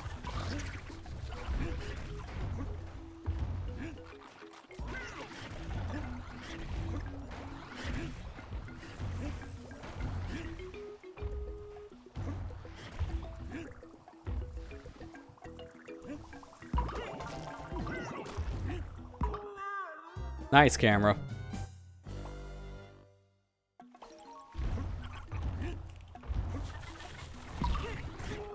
Every time. If you go too fast here, that's like a consistent way of dying. Now I'm just having the consistent death issue. Which I feel like almost every time we do one of these hard things, there's that one level I make the stupid mistake on. So we're here for like 20 minutes because I'm just having the same problem for no reason. That's just a me problem.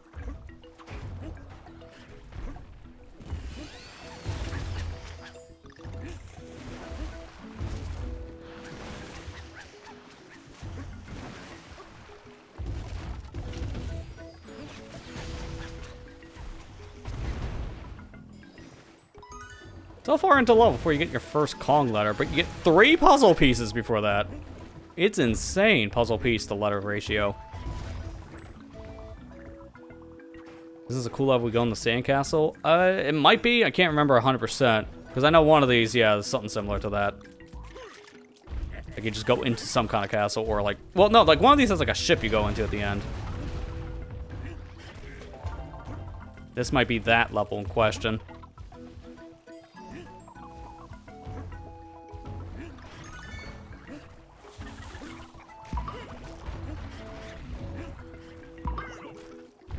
I love how you get one letter, they get the second letter. It's like they put these things right next to each other. Why? Ow.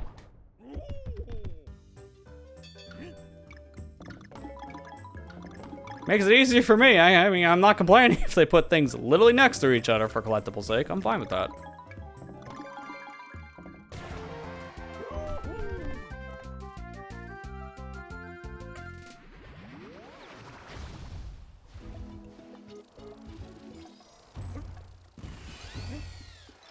No, my bananas. Oh no. Doesn't matter. Don't care. Got enough. Yeah, this is the one I was thinking of then. Alright, yep, it's this level. This is the one we're going into, like, the fortress thing in the background, which I guess could be considered a sandcastle.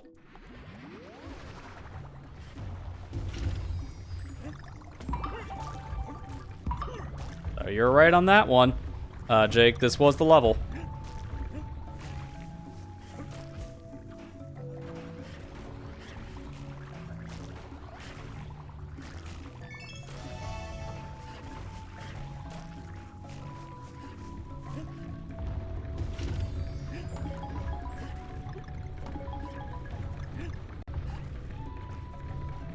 Yeah, this track is very relaxing. Probably one of the better level themes from this world in general. Oh, it's gonna bug me to leave that banana.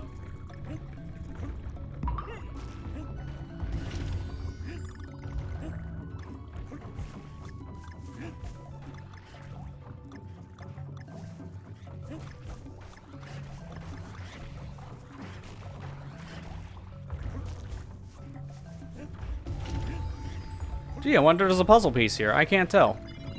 Oh my god, there's a puzzle piece. God, it's not like I was going to a Peter Griffin voice. Look, Lois, a puzzle piece.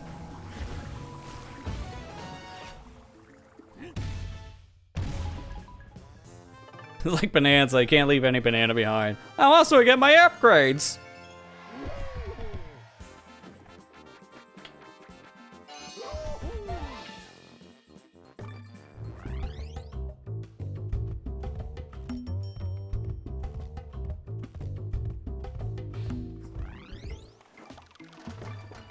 Alright, peaceful pillar. This is gonna be anything but peaceful in mirror mode.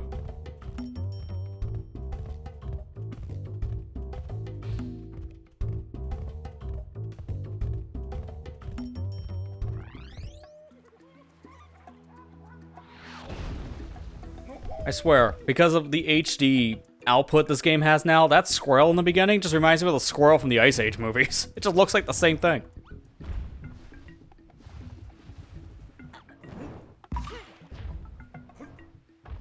Grandpa the Own just had that thought one day, huh? I know it sounds kind of random. Ah, yeah, that's right. This is the barrel level. Why did I think this was later? Alright, here we go. It's time for torture! Everyone's favorite. And I'm instantly gonna have to die. Yep, okay. This is where it's torture. These levels aren't terrible. They're not fun, but they're not terrible to go through if you're just playing them. When you're going out of your way for the Kong letters, and especially the puzzle pieces, though, oh dear god, these levels suck. They're the worst levels in the whole game. You gotta be extremely precise. Those batches of yep, see, there we go, case in point. Batches of bananas half the time, you have to collect them all in a row because they're probably gonna lead to a puzzle piece. You miss a single banana, no puzzle piece for you. There's no tell for that. Unless you're coming this level with squawks, there's no way of knowing. It's so annoying. So I'm probably going to miss a couple puzzle pieces here and there because I missed a single banana in a bunch. It's bound to happen. Thank God these levels have checkpoints though. These levels suck in Tropical Freeze's hard mode though, because I have to do all this in one go. So I at least have the benefit of checkpoints.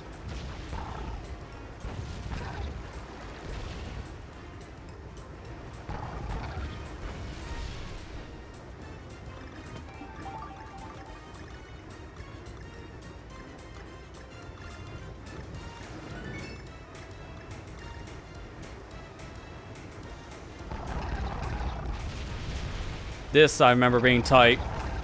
Put a couple puzzle pieces here.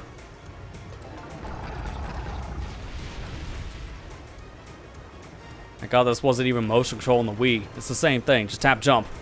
Imagine having to shake your controller to keep this up. Like, that would suck. Alright, shoot me here.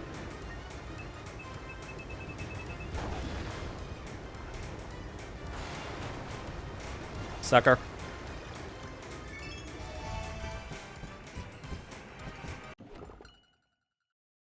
That's not good. I gotta do this again. There's another puzzle piece somewhere. Because this is the only one left I can grab. Wait a minute. Which bunch of bananas? I literally just talked about it, and it already happened. God, I hate these levels for 100%. Which random bunch of bananas did I miss a single one in the pack? That has to be it again. Which I'm so sick of that.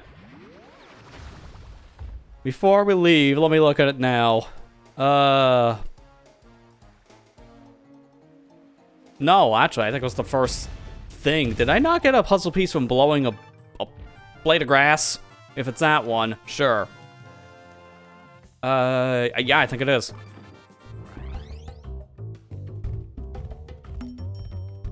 Peaceful pier, not pillar. Sorry, misread. I do that at times when it comes up high energy.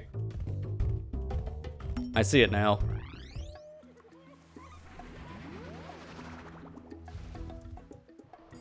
Yeah, I blew the wrong blade of grass. Sorry, not that one. It's not that one at all. It's this one here. It's like, oh, God. Alright, victory lap then, I guess. Yeah, I heard about that. They're making a new Ice Age movie. Like, the last one was over 10 plus years ago, I think. It's been a long time. I wonder what they're gonna do with a new one. Because the Ice Age movies were always kind of hit or miss on reception. But this has kind of been like the Renaissance era for a lot of things just coming back. Because we're getting a new Shrek at some point, too. That's another franchise that just came back from the dead. To be fair, I believe that came back because memes. Memes literally kept Shrek alive. So they just brought it back because why not? It's funny. Not a lot of things come back anymore. It's never always for the better. Like, Morbius got put back in theaters because of memes, and from what I heard, as soon as it got put back in theaters, it did worse than the first run. Which is saying a lot, because it tanked on the first run in theaters. You don't always have to give him the joke, I'm just saying, for the movie industry.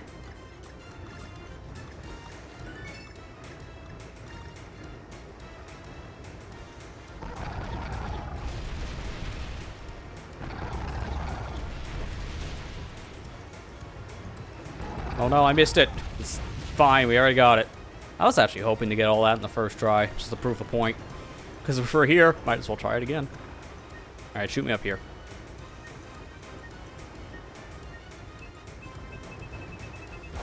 Idiot. Get shipwrecked.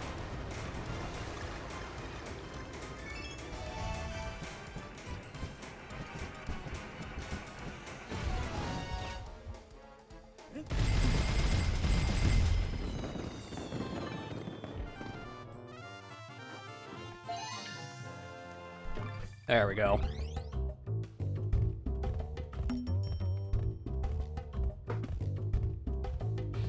Unironically, this IGN guide I have open just for referencing on puzzle pieces isn't that bad. Their guides are hit or miss in my experience, but this one's not bad. I just need a visual image. Like, show me where the puzzle piece is. That's all I need.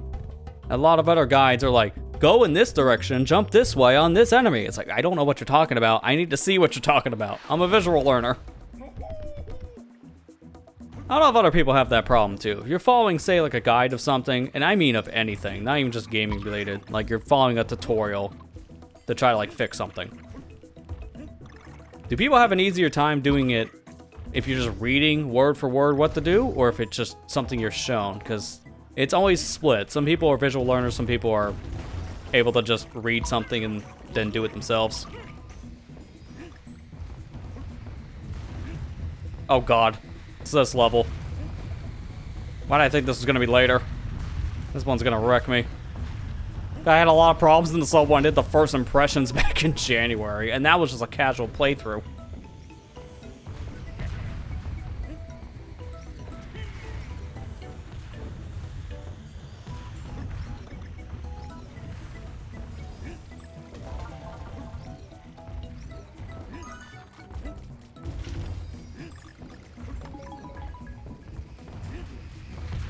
Okay, yep, almost jumped right into the cannon shot.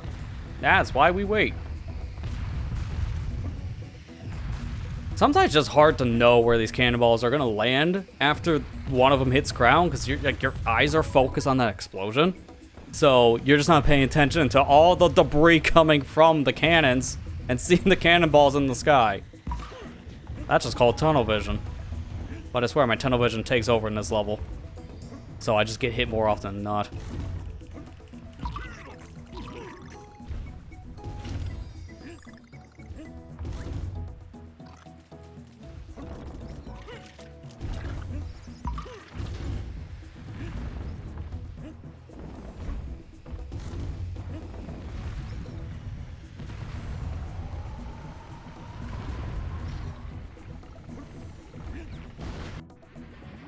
Man, it's so nice to blow without having to just shake all the time on your controller.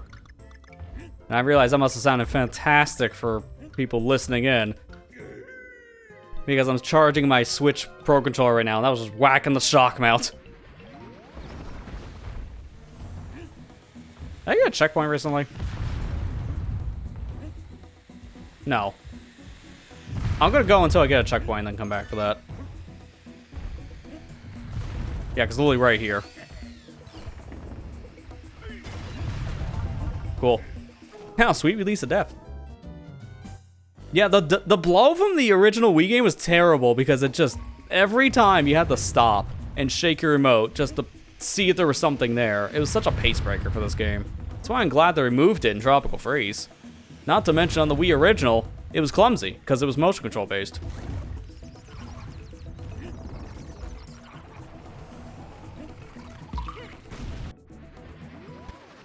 Like, I never played this game on 3DS, but I imagine if I had that growing up instead of the Wii version, I probably would have gravitated to playing the game on 3DS more, just because of the lack of motion control. It would have made the game feel a lot more comfortable. Because that was my biggest complaint with Returns. There is a cheat code you can use, though. Like a gecko code on Hack Wii's. There's a cheat code that lets you use Wii classic controllers. I tried that like a decade ago, and it was a game changer. It's like, no, every time I play Country Returns now, I'm using this cheat code because I can play with an actual controller. It's so good. Now I don't have a reason to because just play this version. But it was really cool back in the day. Someone made a gecko code just so you can use a classic controller. It was a perfect rework.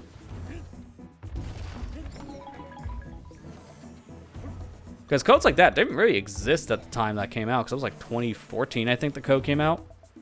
Okay, I'm not reaching that now because I destroyed the box, really. Okay, that's what I thought. It's like, no, you barely can clip it. Come on, DK.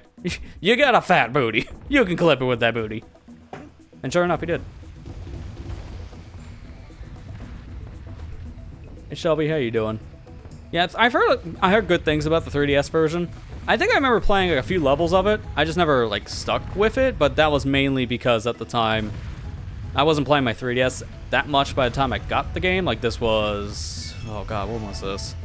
This was probably like 2017, maybe 2018. I picked up the 3DS version for cheap. So I was just playing it here and there. I'm gonna just really take this slow. Yeah, there we go, because I just don't want to risk it. Speaking of, here comes the worst part about this stage for me. I gotta get through this whole thing with this barrel just for one puzzle piece.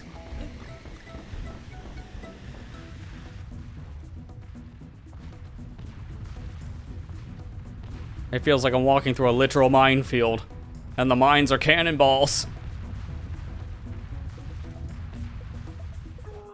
This is what war is like.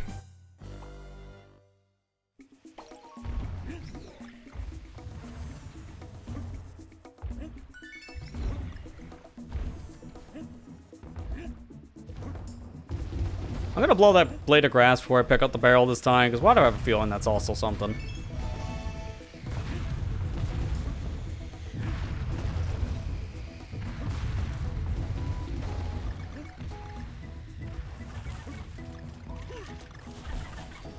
Okay, it's just bananas.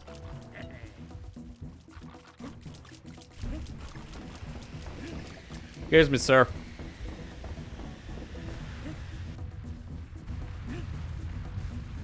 Got a little bit of safety when you jump over these explosions, so I'm probably gonna do that as well now. I say as soon as I jump into another one, because by the end, this is where it gets bad. There's just so much going on at once.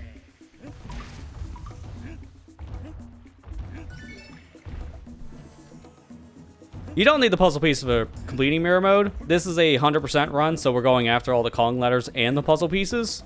Normally, you just need the Kong letters for this, if you just want to fully clear mirror mode, but I'm stupid, essentially. We did something similar with Tropical Freeze years ago, where I went through the whole game on its hard mode, getting 100%.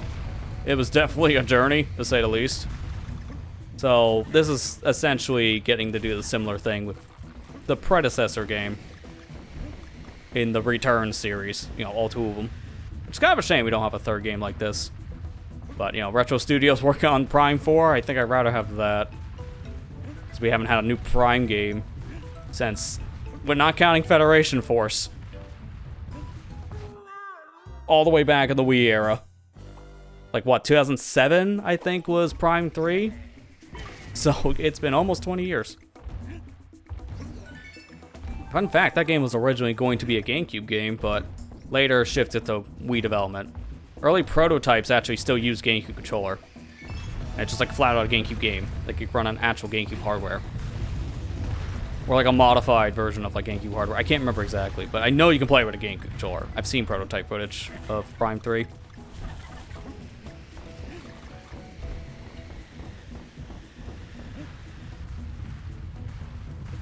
Alright, we're really gonna take this one careful this time. Made it. Let's go. And it's all for a bonus. That's the worst part. If I fail the bonus, I gotta do that again. So don't fail the bonus. Thankfully, it's one of the easier ones, so... Really, the true enemy here is me, if I fail this. And we're not.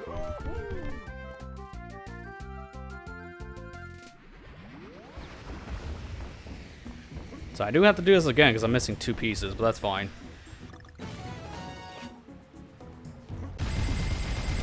I'm gonna definitely check in that piece. I'm not doing this again. That one specifically. I'm not doing this again. Alright, retry it. Now I'm gonna load them up. See which one I missed.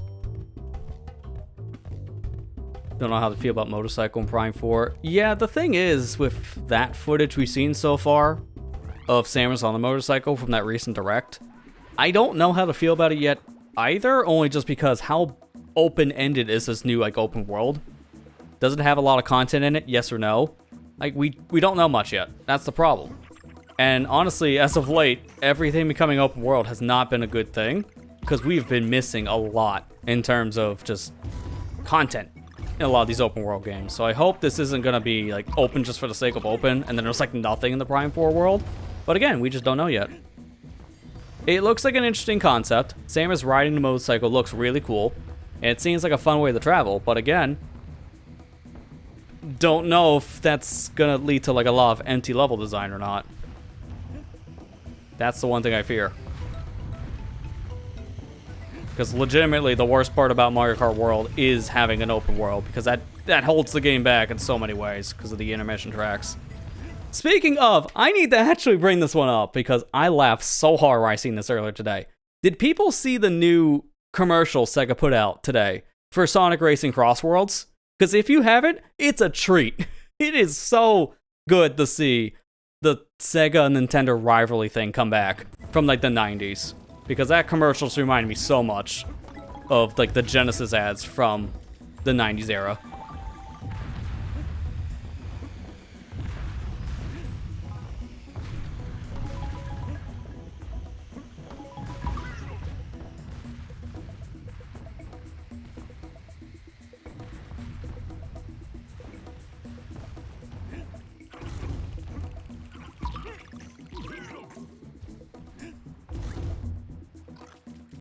Oh, it's this one, right? Wait a minute. Ground pound the peg at the sand cannonball section. Peg will pop up. Use a snag puzzle piece high in the air. That's not the one I'm looking at. This is the next one.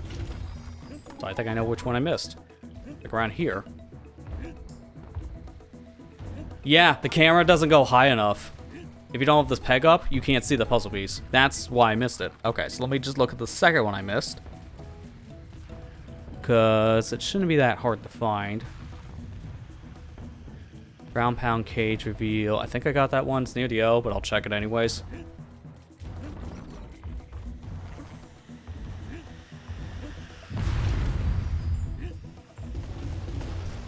No, I did not get this one. Okay.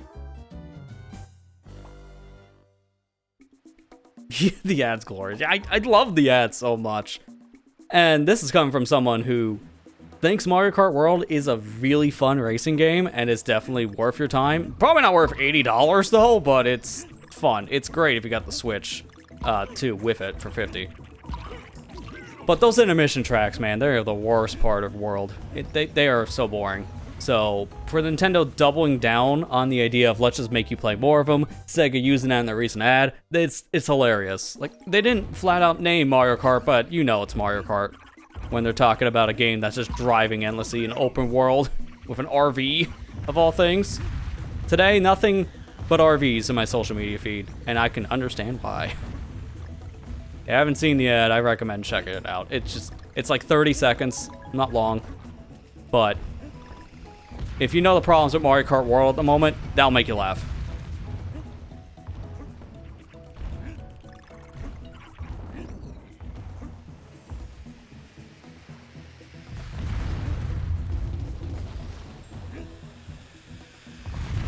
Yeah, I do hope World can get some DLC as well at some point, because I do feel like that game does need some more content. The open world thing is not doing it for a lot of people. Intermissions are hated. Like, unanimously. People just don't care about driving straight. So the 30 base tracks are really where people are spending most of their time. And we would like to see more actual tracks at some point. I would like to see it. The fact that we got DLC for Donkey Kong Bonanza before Mario Kart is insane to me. Because Bonanza's been out for like a month and a half tops. And then like, here, have some DLC for it. Which kind of felt a little too early for DLC for a game that just released. That's why people are theorizing it could have been held back. That could have just been content in the base game, but Nintendo could have held it back just to make DLC. The timing of it is just why people are suspicious.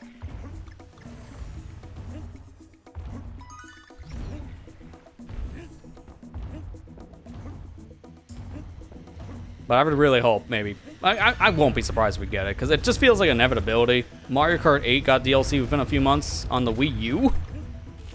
So I give it like a couple months. Maybe we'll see some DLC for World. Maybe by the end of the year we'll get an announcement, who knows. I would hope that would address some of the problems, but it's been like 3 months and Nintendo hasn't addressed any of the problems currently speaking, so that's why I'm not 100% sure if that would change with paid content. It's good to hope though, I guess. Just give me an online multiplayer mode where it separates casual experience and a competitive experience, right? So go like the old like Smash Wii U argument people have used for years, like for fun and for glory. Have one mode where you're opting to do the intermission stuff whenever you feel like it, so you can pick between tracks and those intermissions. And then have a more competitive style mode, like a ranked mode of some kind, where you're just playing on the 30 tracks, just like Time Trial. It's easy, just add another option online. It would solve all the problems.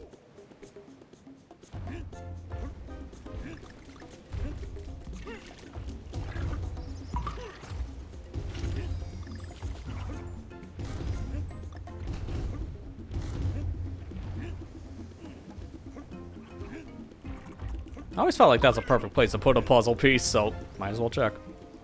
There's not a puzzle piece.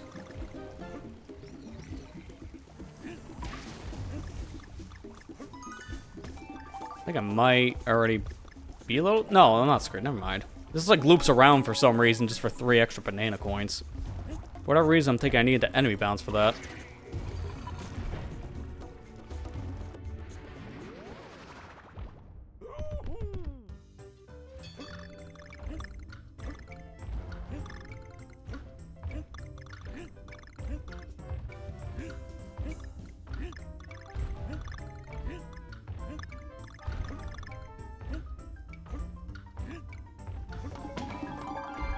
Give me my piece. Oh, the elbows rolled right off the edge. Because if I continued going left there, I would have just jumped in the pit. I've done that before. Raise your hand if you played this game, got the puzzle piece to show up in a bonus, and then just walked right off. Guilty. I think I've once done that at least once playing this game. Because that's why the bonus doesn't end until you get the puzzle piece. They do that for a reason. Ah, this is low with the octopus. Hey, look, it's that funny Squid Game. Except no one's not. That's an octopus, you idiot. Now die for your ignorance.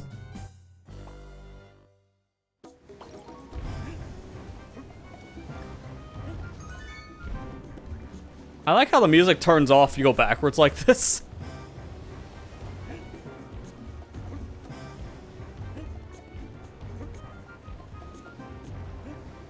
You just get it to start over.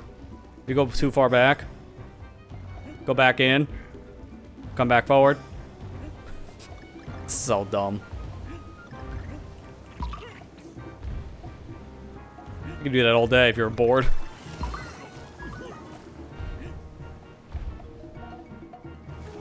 Nice jump. I remember having problems in this level. It doesn't matter what version we're talking about here. Original Wii, 3DS, even this version. When you're bouncing up and down like that on the waves, it just feels like sometimes your jump gets eaten. Like, I don't know if that's just like a visual thing with me, or if it's literally like a controller issue where there's like maybe an input hiccup or something. But I just, every once in a while, I feel like I try to jump here, but because I'm bobbing up and down, I just can't jump.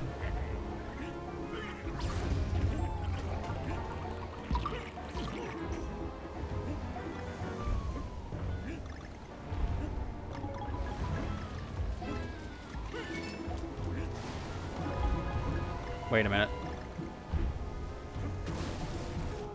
Why do I have a feeling if I go backwards there and get all those bananas, that spawns a puzzle piece? I hate how I have that mindset, but there's a lot of obscure puzzle pieces in these games in general, Returns and Tropical, that if you don't get all the bananas in a certain section, you miss a puzzle piece. So it's best just to play it safe.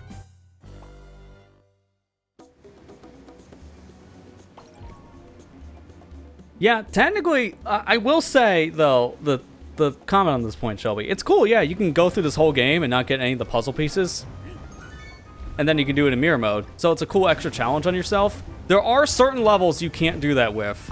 We mentioned in the beginning of the stream, but there's one specific Kong level, the K levels, you can't beat unless you get all the puzzle pieces because of how it's scripted. There's another level I'm thinking of right away, too. That was next to impossible for me to actually skip all the puzzle pieces. I was literal frames from getting, well, not frames, little pixels away from getting a puzzle piece, and I somehow avoided it. It is insane, but it is possible technically to get through levels without getting all the puzzle pieces except for one. But to do that, oh god, it's a nightmare. I don't recommend it. Just get them along the way, kind of thing, and then whichever ones you missed, then you can get them also in mirror mode. But there's another rocket barrel level. It's in the factory world that there's a puzzle piece that's super narrow to collect. Like, I'm talking very, very thin layer to collect. You know what? I'll see if I can find a clip after this level. I'll show people what I'm talking about. It's so close to actually not working out. It's not that bad.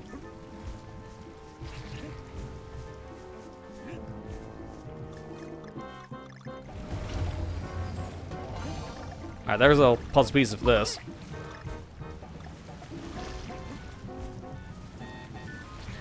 Oh yeah, I rate 8 from Tropical Freeze, the octopus level there. Yeah, I remember that level being pretty difficult. Like, this level's not too bad, honestly. It has its moments, but it's not terribly difficult.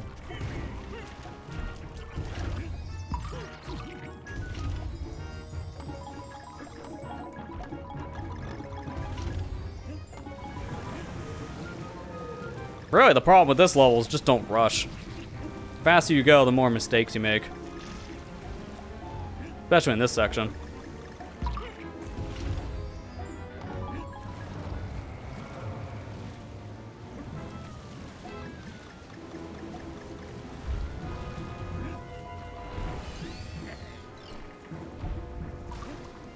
Oh no, my barrel. Not like it's gonna matter. Can I not get that? Give me the G. I'm getting that G.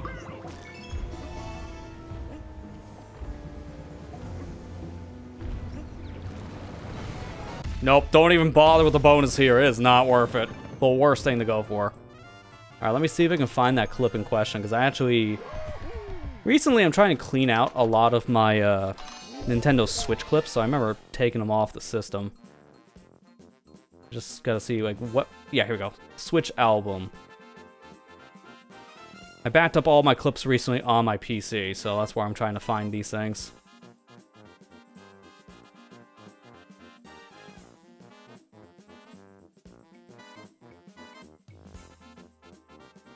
Was it this one? Or was it in February?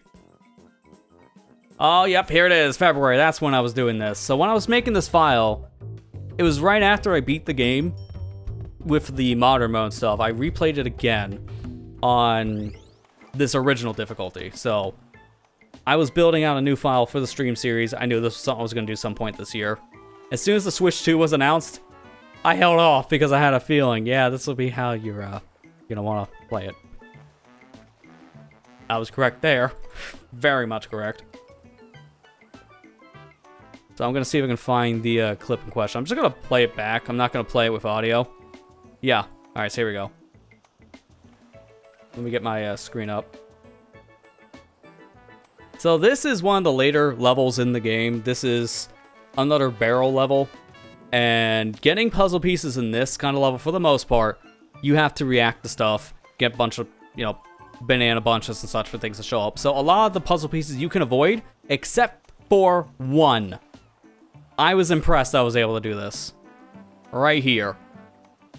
Right near the end of one of these sections, right before a checkpoint, there's this one puzzle piece right here specifically. This is impossible to navigate around, because if you try to go too low here, you avoid the puzzle piece and die.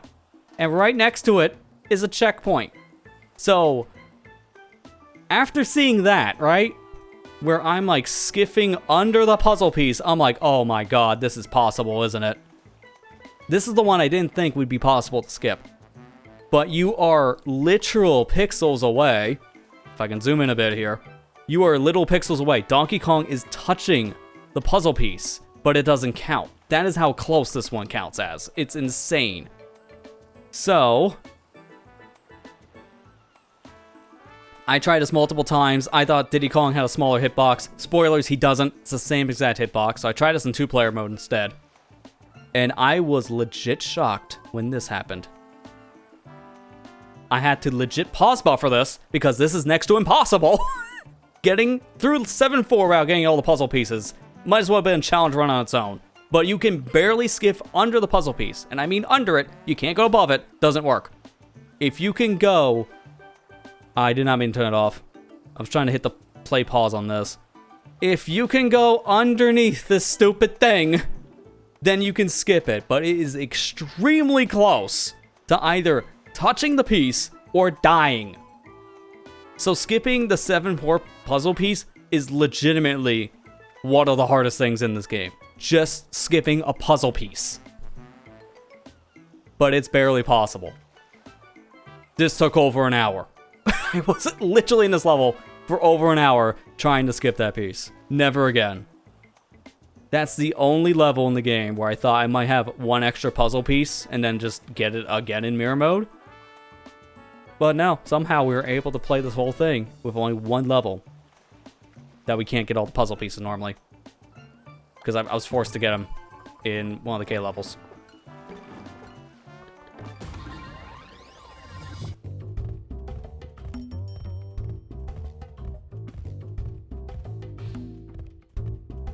Thought the octopus would be a better boss for the beach. Yeah, the scurvy crew is very easy.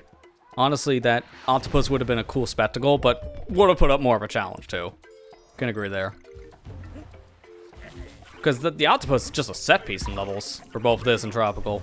No boss fight. Would have been a cool thing maybe to have seen in Tropical as well. But we get that pufferfish instead, which It's alright.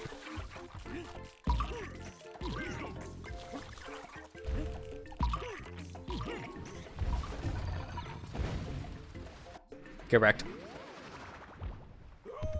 I need the puzzle pieces to complete the K levels. You don't actually. It's just one level specifically. It's the, man, which one was it again? I'm like, I'll look here in a second. But one level you flat out can't continue because of how it's scripted. The barrels do not spawn to move into another section until you get a puzzle piece. It's the only level in the game that does something like that. And it was mentioned earlier in chat, so I'm just gonna scroll up. Because I'm blanking what it is at the top of my head right now. I'm just so focused here. What was it again? Let's see.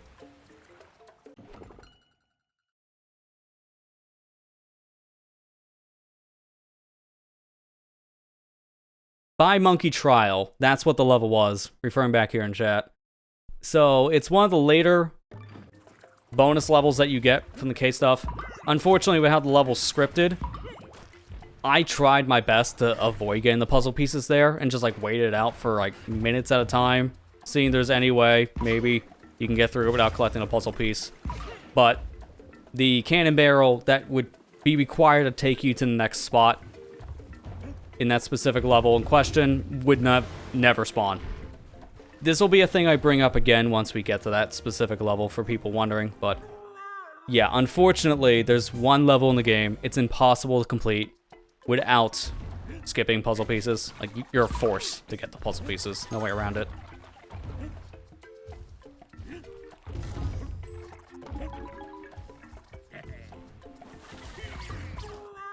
How did that bounce over the middle? Crap. Hello?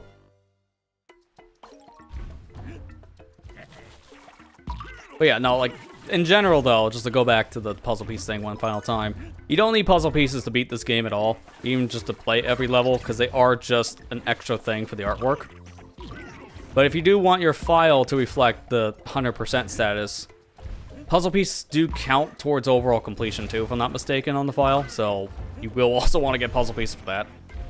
But it's mainly you're just getting them for the sake of having that one thing marked off per level and then having the artwork.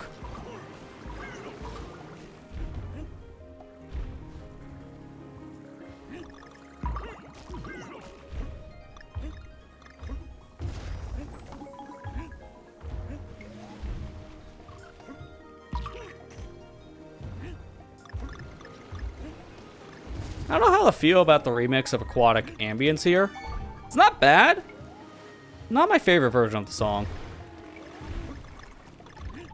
Also, I've always thought there was a puzzle piece here for getting all the bananas. Thank God there's not. That would suck otherwise.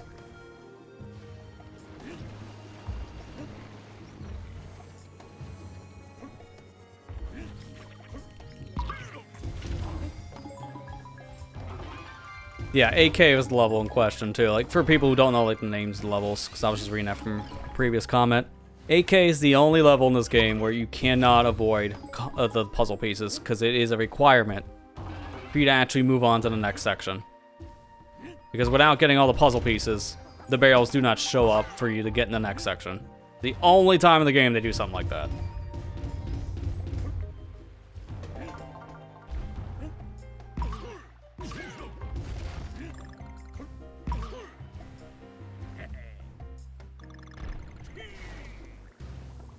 I remember hearing something like in a developer interview. Retro was asked, why are there no water levels in this game? Like, this was the only kind of water level you really have, is just, you know, walking around on top of water. There's no swimming level. And Donkey Kong games were known for their water levels, so what gives? Why wasn't there one for this one? I believe at the time, the comment was said from a developer of Donkey Kong Country Returns that they didn't put a water level in this game because they just didn't really find it fun. Like, that was the reason. It's just, they didn't find it fun.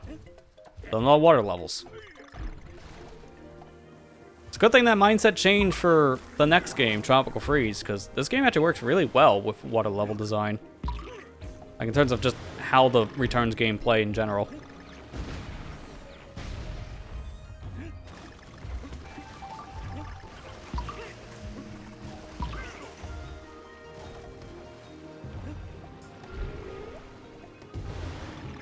Oh, come on.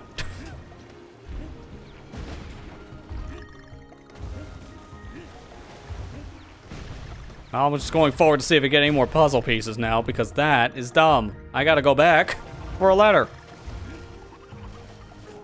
Oh no, slippery feet, or whatever am I gonna do? I mean, I have to die anyways. It's not like I was gonna try to avoid the Kong letter or anything. I kinda need him.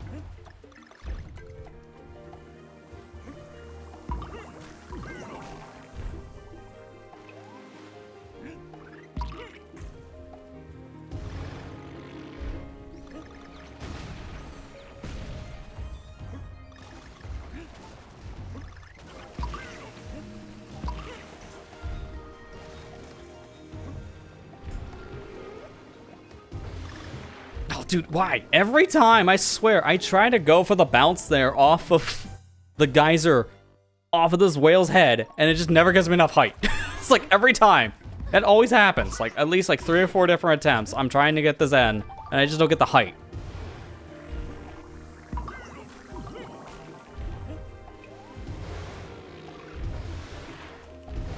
There. Now I'm getting it a little bit more consistently. What gives, man? I think I gotta jump right as soon as I hit the dude's head.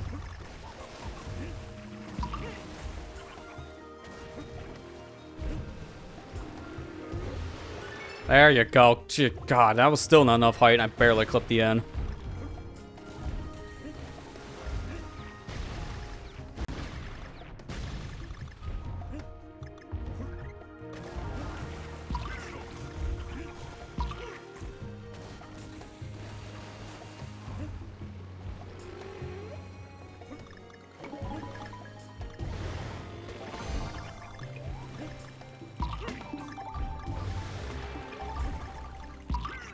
Rather do an enemy bounce for the G after the problems I had with the N. And thankfully, I'm done.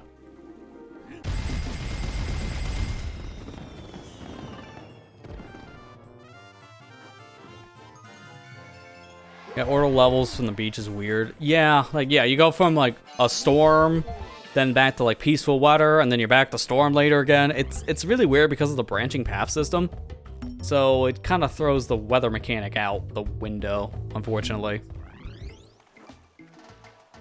It's really just like you want to play, I think it's, you go from Peaceful Pillar, and then I think you're supposed to go for Blowhole Bound, and then you do a Storm Shore, and then it makes more sense. But if you go from 2.5 to 2.6, and then back to 2.7, now you're about to Storm. This should have been 2.5, and this should have been 2.6. I think it's just the level order, it's just more out of whack than anything else. Beat this on the Wii, or it came out on Switch. Jagged Jewels, literally all night, 8 p.m. 5. Man, losing over 100 lives, still trying. Yeah, that sounds about right for a hard mode playthrough. I remember only playing some of the mirror mode back in the day on the Wii version. I never really found it too interesting to play this game again, but just now flipped. It's like, it was alright, but just, it didn't grab my attention enough to like do a full playthrough. So I never really finished it. I think I played one world at most on mirror mode, and that was about it. Which, funny enough, that's as most as I played here on the Switch version too. Until, obviously, tonight. But I also knew, for this specific playthrough, I was planning on doing this as a stream series, so I didn't want to burn myself out of Donkey Kong. I had to play this game back to back in the beginning of the year just to build this file, so I already was playing this game a little more than I probably needed to at the time. Not worth it.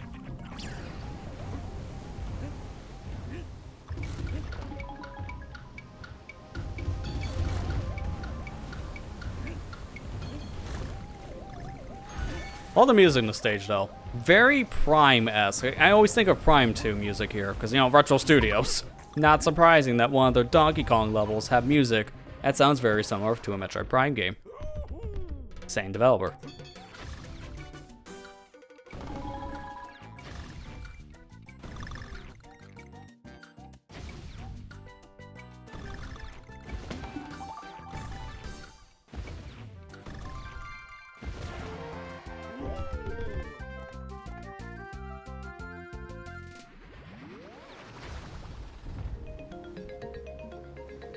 Okay. I got an ad here from Streamlabs in an email. Something just went off my ear. I'm like, what was that? And it's an email from Streamlabs saying, hey, still interested? It's been a while since we heard from you. Yeah, I'm good, thanks. You wanna know what I'm doing? Come join the live stream. But I don't want to talk to you, Streamlabs. I'm good. I don't use your alert service. That's so random. I normally don't bring up emails like that when I'm streaming, but I think this one was topical because of the streaming-related service. They're doing something recently I heard I'm not a fan of, but it's also at this point, how am I not surprised? Because that is the trend right now. They're making some like automated service with their streaming program now that's AI focused. It'll help you swap scenes if you forget to swap scenes if you're streaming. So it's a smarter way of doing a live stream, but at the same time, it's only working for Fortnite right now, so it's extremely limiting. But I'm like, why do we gotta cram AI into literally everything nowadays? Please stop. Like, I'm just so tired, dude. I'm so tired of those 2 letters.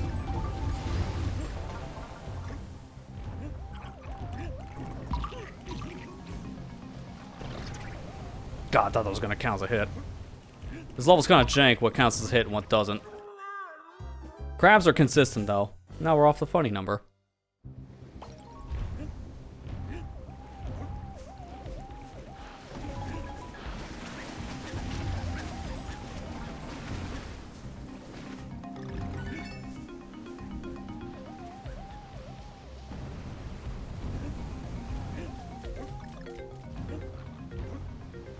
I'm gonna wait here. I was like, I don't know what to do with a crab. Blow. Like, what am I gonna do in that situation? Like, I'm sorry, I'm just screwed. Got lucky he didn't come towards me.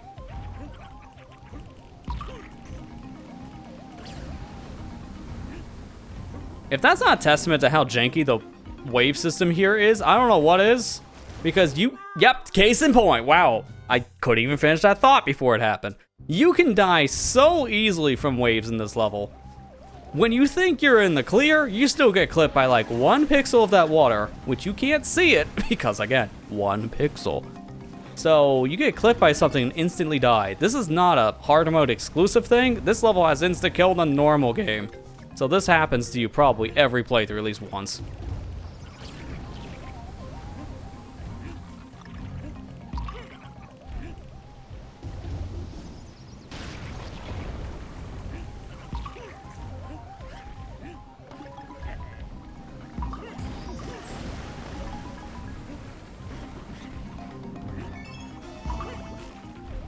Yeah, I'm gonna wait here because, again, I don't trust the waves in this. It's extremely easy to die. Just because of a bad wave. Wait, which one of these pieces? Hang on. That's the ending of the level. Don't hit it yet. I'm trying to remember where exactly is this thing. Well, since I'm already here, I might as well look. This is 2-7.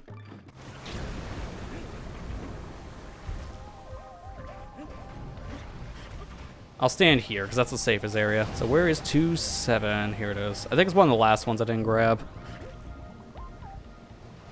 Yeah, that's what I mean. Yeah, this level has a lot of jank with the wave mechanic. You can be behind a wall or behind a stone or whatever, and yeah, you still die. It's very, very easy for that to happen, sadly.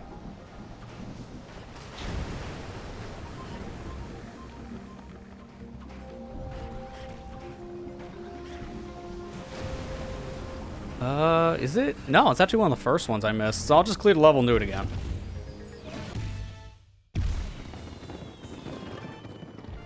Short rocks, in my experience, have been some of those janky hiding spots in this level, because the short rocks specifically are the ones I always seem to get caught on the edge. I mean, I have a clip compilation of it that I made into a short on YouTube. There's a reason why that became a short. Wasn't sure I was getting here tonight, so instead I used the bad motion control with this game example as a short. Which I think that's just more of a testament to the Joy-Con and not necessarily a thing of this version had bad motion control.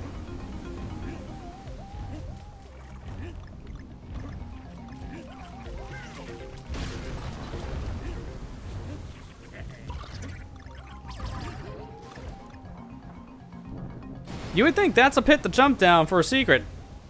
No, it's just an actual pit. Raise your hand if you fell for it. Guilty. Alright, so this is after the O, so I keep on going.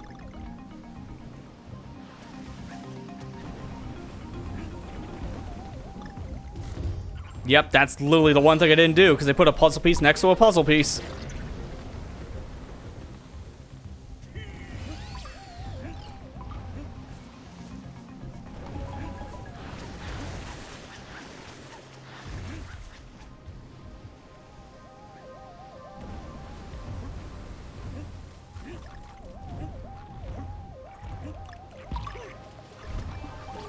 Okay, that was my hubris. I'm like, oh, if I go fast enough, I can make the rock. No. If you think you can make it, then immediately turn around and hide behind a previous rock. Because there's a very good chance you're not making it to the next section without dying. Just can't trust these waves.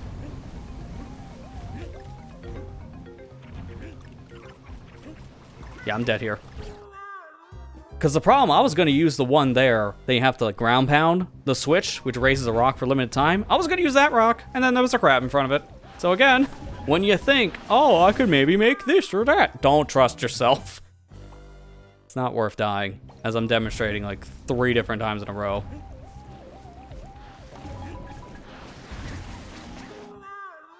And how did I make that so fast every other cycle? Now I just can't replicate. Interesting.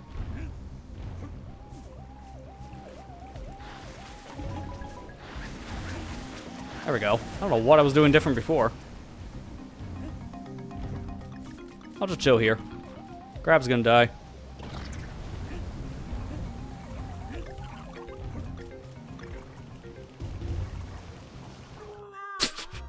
What am I got ground pound, the crab didn't care, so I guess I'll just let him pinch the booty, because I'm screwed either way. I don't have enough time to get back up and try again, stunning the crab.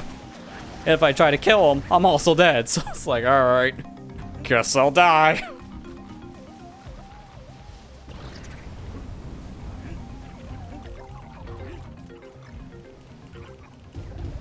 Not this time, crab.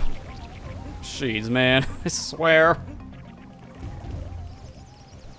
These crabs like, oh, I forgot he goes through his friend. Like the other... If crabs are walking next to each other, it's one thing. They don't go through each other's bodies. But as soon as you stun a crab, then they're like, I think it'll go through Jim. He won't mind. I mind, though, as the player, because I can't do anything. There's a literal killer wave coming my way. If I get up, I will drown. So I mind. And then I knew that was going to happen at least once tonight. Just wasn't sure when it would happen. I'm behind the wall, but I guess I got up a frame too early, so I instantly eat it. God, I hate this level. All my homies hate the tidal wave level in this game. Like, it's an interesting concept, but dear God, man. You die way too much in this level for all the wrong reasons.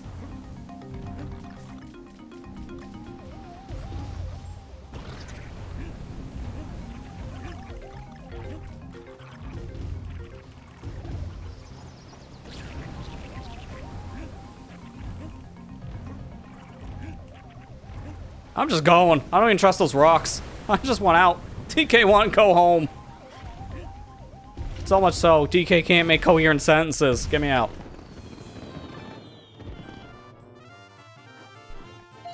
There's all the puzzle pieces, so we're done. We got all the Kong letters, we got all the pieces. We're good. So at this point now it's just 2K and the boss. But thankfully now Kong letters are out of the picture. And by the way, you can also tell, like, I'm not just getting these Kong letters because I want to. You can tell because look at the star there. It turns blue. If I do a level summary really quick, getting the Kong letters normally gives you a red star when you complete a level. Getting the Kong letters once again in mirror mode gives you a blue star. So it is a separate checkbox. So I'm not just getting the Kong letters because, oh, hurdy-dur, get the Kong letters, it counts for 100%. No, it actually literally counts for 100% in this game. Same for the hard mode in Tropical Freeze. Essentially, the hard modes of these games is just play the game again, but higher difficulty.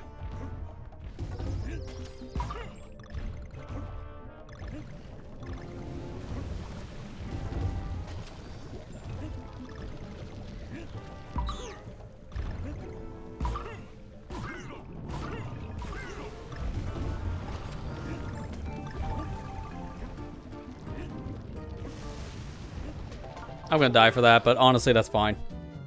I at least appreciate in both Returns and Tropical Freeze that you can get a puzzle piece and die, it's still collected. The Kong letters, yes, you have to get them while continuing the level normally, hitting a checkpoint, or just completing it outright if there are no checkpoints. So Kong letters are a lot harder to get, but at the same time, the puzzle pieces are put in worse places. So I find these worse to get. So having these actually safe is a miracle. See, if you're fast enough here, which I wasn't the first time, you can get the puzzle piece without dying.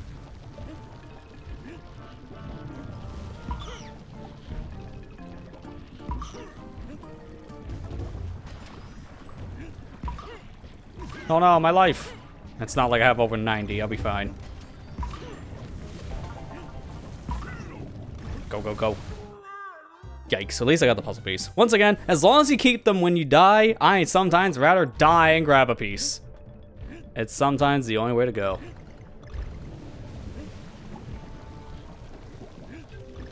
Weird letters aren't blue.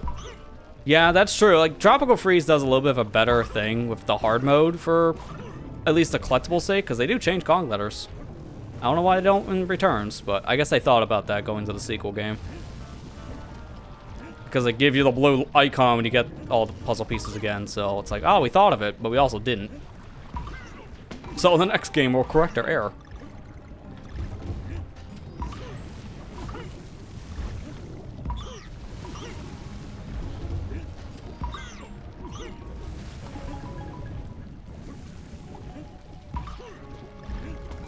Keep it going. Keep the flow up.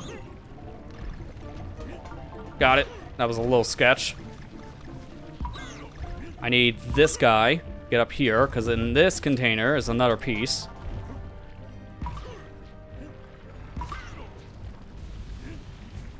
The last one should be not here, I think. No, it is here.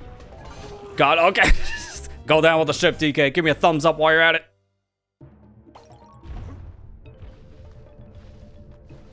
Yeah, I agree there, Matt. It's just nice that you don't have to worry about playing this entire level in one go while getting the puzzle pieces and not dying. Because that would be torture.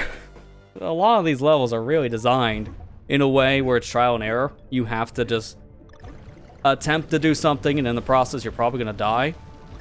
So, yeah, having to do everything in one run, very punishing. The game's already hard enough as it is, so at least they give you some leniency.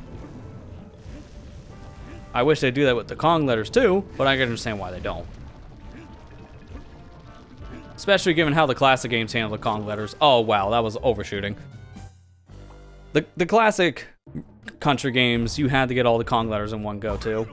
Like, they say between checkpoints, but that was about it. So kind of similar fashion. To be fair, the Kong letters didn't do anything in the original country games outside of giving you a life. But the Game Boy Advance games had something unlocked behind them, from what I understand. So they had more of a purpose in the GBA ports.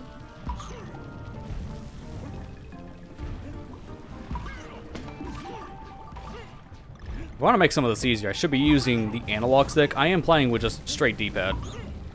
You don't have the same level of movement in this game with D-pad. But I don't like playing 2D games with an analog stick. It just feels very uncomfortable. For me, I get more precision out of a D-pad.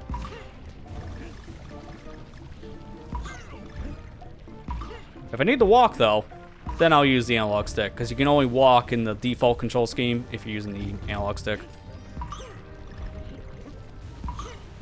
I kind of attribute this controller mode to like playing with the Wiimote Nunchuck back in the day, because Wiimote Nunchuck, you didn't need the run button, because the analog stick just kind of covered that for you. But if you're playing with Wiimote by its side, yeah, you had a run button. Because there was no way of transferring around run otherwise. There we go, we're out of here.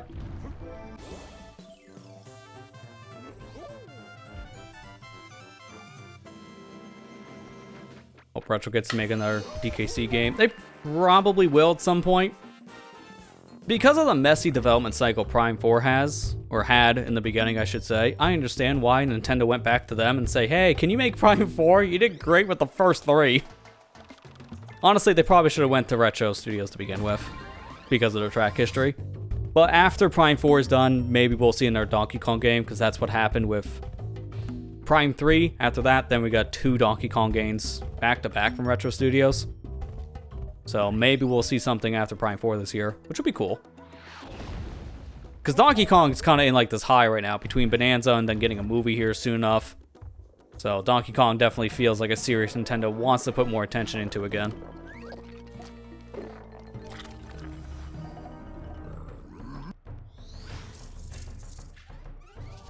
Oh, the Maracatikis. I would say 1 for each hand, but I'm out of hands. So Donkey Kong used his foot for his last hand. I mean, that makes sense.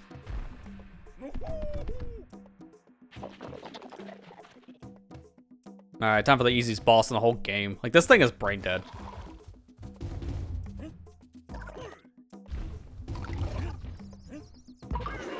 Not gonna say I'm not gonna die here, because I've done dumber things. Especially with that setup. See? There you go. I just gave you clip fuel right there.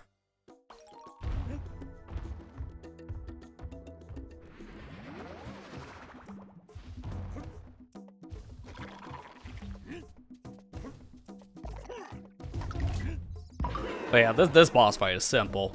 You just whack the crabs in the head, flip them over, hit their booty, until they get into, like, the big tier. So I'm waiting for essentially a phase 3 here. And then that's it. I think you can also roll into them when they're, like, clamping up. I can't remember that part, because I always just wait for them to not be using their pinchers. But this is such a short fight, too. Such the shortest boss fight in the whole game, actually, which is kind of interesting to think that this was not the first boss, because I find this easier than the first boss.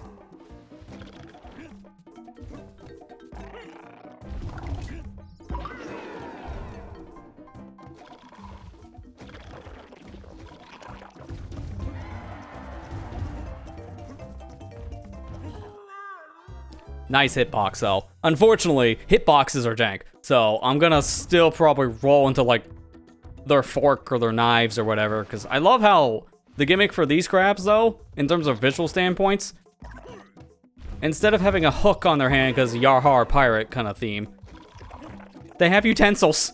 So we got forks and knives. I mean, the main one has a natural hook, but the rest, nah. I'm gonna have a fork. That sounds cool.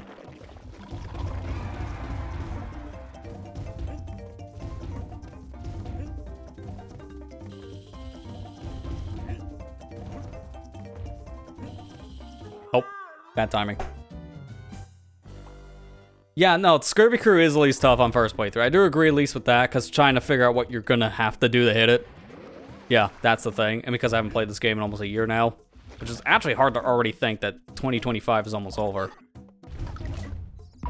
I'm actually kind of forgetting the pattern until I'm playing more. It's like, oh yeah, I do this. So I brain fart a lot when I stream. People probably know that at this point, if you followed the past couple years. I thought I didn't get the hit, so I was just holding left, thinking I'm just gonna lay on the ground, but nah, that didn't work out.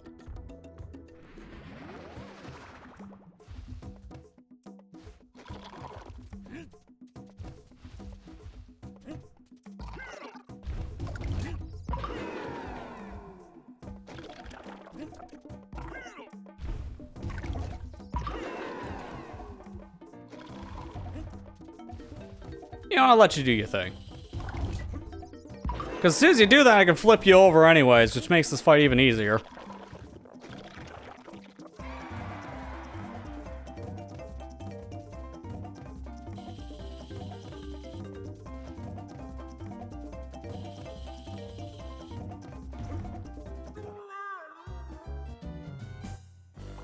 I like how on the other side, they're like, "Gee."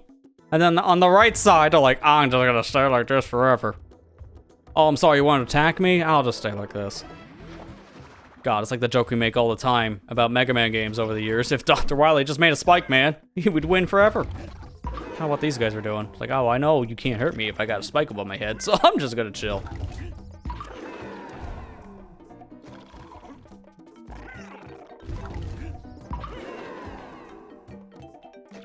Took TRG almost 5 minutes to figure out the damage to this thing. Jeez, man, that was a long time. I've only watched like a few episodes of that, so I didn't realize about that front. This is on my to-watch list for them too. Because like, I think only one of them at the time played the game. That was Claire. Because everyone else did not. Because I don't think Tim did. Definitely not Emil.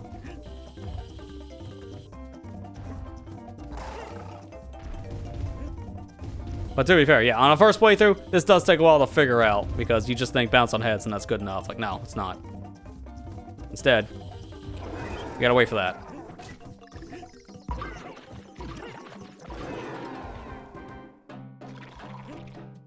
That's phase 1. Now we're into phase 2. Which is funny how to break this down, like, oh, there's different phases, but... spoilers, this is the final phase. It's a 2-phase fight. Because these crabs have, like, no HP. Which I don't know why. I feel like that should have had one more tier of the stack thing. But no, after this, we're done. It's kind of weird. The 1, 2, 3, done. I feel like it needed like one more phase of that because it ends pretty abruptly. Like I legit forgot, oh yeah, when they're in the Tiki mode, you gotta spin them over. I had the right idea there in the very beginning of the fight. You have to run into them with the roll. I forgot you do that though in the Tiki phase where they're stacked up.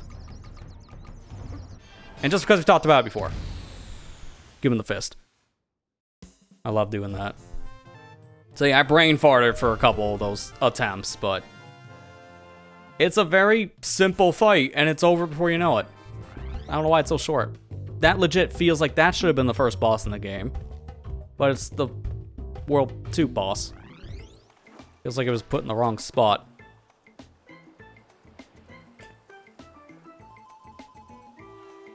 Were they slightly faster? I didn't even notice. Must have been a very slight buff on speed if that's the case, because yeah, that was very minor. Alright, but that's 2 worlds done. So, I think that's a good place to stop for tonight. My goal will probably be about 2 worlds per session. Maybe 3 if we can push it, but I don't make any promises. These later worlds get pretty rough. So, I do think this is a good stopping point, though, for tonight's stream. So, not bad. 91 deaths is a decent amount, but what was it? I'll compare this every time we're done. Probably just my own sake. I was 81 deaths at the end of World 1 in Tropical Freeze. By the time we finished World 2, I was, what was this, like 128?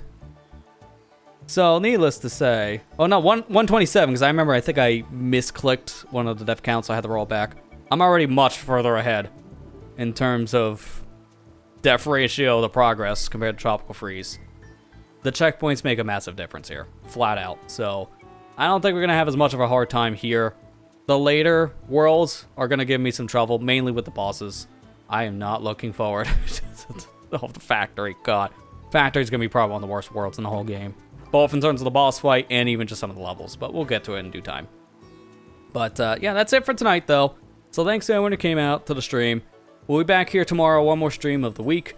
I'll be checking out a very highly anticipated Super Metroid ROM hack that just came out recently called Super Metroid X Fusion. It's a reimagining, I wouldn't even say like a full-on remake of Metroid Fusion in Super Metroid's engine because it has its own take on the Metroid Fusion story.